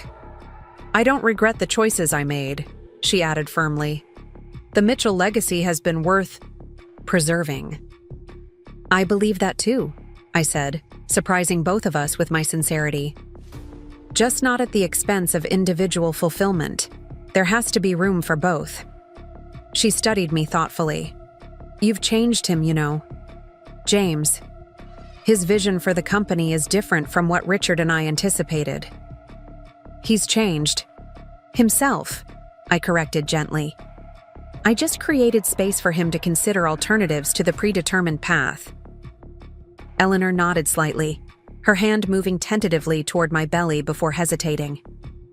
I made the decision for her, taking her hand and placing it where the baby had been kicking. Her eyes widened at the movement beneath her palm, a fleeting vulnerability crossing her usually composed features. "Whatever name this child carries," she said, surprising me with her awareness of our ongoing discussion, "he or she will be a Mitchell in part. Some legacies transcend surnames." It was as close to a blessing as Eleanor could manage, an acknowledgement, however qualified, of the new family dynamic we were creating. 2 weeks later, our daughter was born at a small hospital near our cottage, with James by my side throughout the intense but ultimately straightforward delivery. When the nurse placed her on my chest, tiny and perfect with a shock of dark hair, the magnitude of what we had created, not just a child, but a new model of family, overwhelmed me. "Hello, Claire," I whispered, using the name we had chosen together, honoring both our mothers' middle names. "Welcome to our complicated, wonderful world." James, his eyes shining with tears, leaned down to kiss my forehead. "Claire Elizabeth Kendall Mitchell," he said, confirming the decision we had reached after weeks of thoughtful discussion. A name that honors both her histories. The hyphenated surname had been our compromise, acknowledging both lineages while creating something new that was uniquely hers. The choice symbolized everything we had built over the past 2 years, a partnership of equals, respecting tradition while refusing to be constrained by it. When Richard and Eleanor arrived the following day to meet their granddaughter, the name on her hospital bracelet prompted a moment of visible adjustment from both of them. Richard studied it longer than necessary, his expression inscrutable, while Eleanor's lips tightened momentarily before she composed herself. But when Claire was placed in Eleanor's arms, names and legacies seemed to recede in importance. "She has the Mitchell chin," she observed, her voice softer than I had ever heard it. "And your eyes, Rebecca." It was the first time she had used my first name without a hint of formality or distance, a small but meaningful acknowledgement of my place in her granddaughter's life, not just as James's wife, but as an essential part of Claire's identity. Over the following months, as we adjusted to parenthood while maintaining our professional commitments, the research center continued to flourish under the leadership structure we had established during my maternity leave. The Mitchell-Kendall family, as we had begun to call ourselves, settled into a rhythm that defied conventional expectations, but worked remarkably well for our particular circumstances. James adapted his CEO responsibilities to allow for more remote work, conducting video conferences from our cottage while holding Claire in one arm. I returned to the research center part-time when Claire was 3 months old, bringing her with me on days when laboratory work wasn't on my agenda. A comfortable nursery was established adjacent to my office, allowing me to nurse her between meetings and research reviews. The research team, many of whom had become surrogate family during our bi-coastal experiment, embraced Claire's presence with unexpected enthusiasm. Our lead immunologist, a serious man who rarely engaged in small talk, took to stopping by my office specifically to make silly faces at her. The statistical analyst, who had initially seemed indifferent to our personal lives, began bringing handmade toys crafted by her woodworking husband. Even more surprisingly, Richard and Eleanor gradually increased their visits to the San Juan Islands, ostensibly to see their granddaughter, but increasingly engaging with the research center as well. Richard, whose scientific background had been overshadowed by his business acumen, showed genuine interest in our laboratory work. Eleanor, channeling her architectural background, offered thoughtful suggestions for the design of our expanded patient treatment wing. On Claire's first birthday, we hosted a celebration at the research center, a symbolic merging of the personal and professional worlds that we had worked so hard to balance. As I watched our daughter, now taking her first tentative steps, toddle between the research team and family members gathered in the courtyard, I felt a profound sense of accomplishment that transcended any single achievement. The suitcase that Eleanor had found a year and a half earlier, filled with research documents and professional credentials rather than vacation attire, had indeed changed everything. But the transformation went far beyond my professional reclamation or James's evolution as a leader. It had catalyzed a fundamental reimagining of what family could mean, how career and personal fulfillment could coexist, how tradition could be honored without being imprisoned by it. Later that evening, as James and I stood on our cottage deck, watching the sunset with Claire sleeping peacefully in her father's arms, he asked, "Do you ever wonder what would have happened if Mom hadn't crashed our vacation? If she hadn't found those research documents in your suitcase?" I considered the question carefully. I think change was inevitable. The pressure had been building for too long. My frustration, your conflicted loyalties. Something would have broken the pattern eventually. Maybe, he acknowledged, but it might have broken us instead of transforming us. The observation was insightful, recognizing that our crisis could easily have resulted in dissolution rather than evolution. That we had emerged stronger, more authentic in our connection, and clearer in our individual identities was not the predetermined outcome, but the result of countless choices we had made in its aftermath. "Thank you," James said suddenly, his voice soft in the gathering dusk. "For what?" "For refusing to disappear. For demanding space for your brilliance. For showing me a different way to be a Mitchell. And a husband." He smiled down at our sleeping daughter. "And for this little one, who will grow up knowing both her parents as complete human beings rather than prescribed roles." In that moment, standing beside the man who had evolved from Mitchell heir to genuine partner, watching our daughter sleep peacefully in the space between our separate and shared ambitions, I felt a sense of completion that had nothing to do with accommodation or compromise. We had created something new, a family defined not by subordination of one member's identity to another's, but by mutual respect for each other's fullest expression. What Eleanor had found in my suitcase wasn't just research documents, but the catalyst for a far more profound revelation. That genuine partnership, whether professional or personal, cannot be built on subordination or erasure of identity, but must grow from mutual respect for each other's unique contributions and inherent value. As the last light faded from the sky, casting the water in deepening shades of indigo, I rested my head against James's shoulder, our daughter secure between us. The research center stood silhouetted on its bluff in the distance, a testament to professional persistence.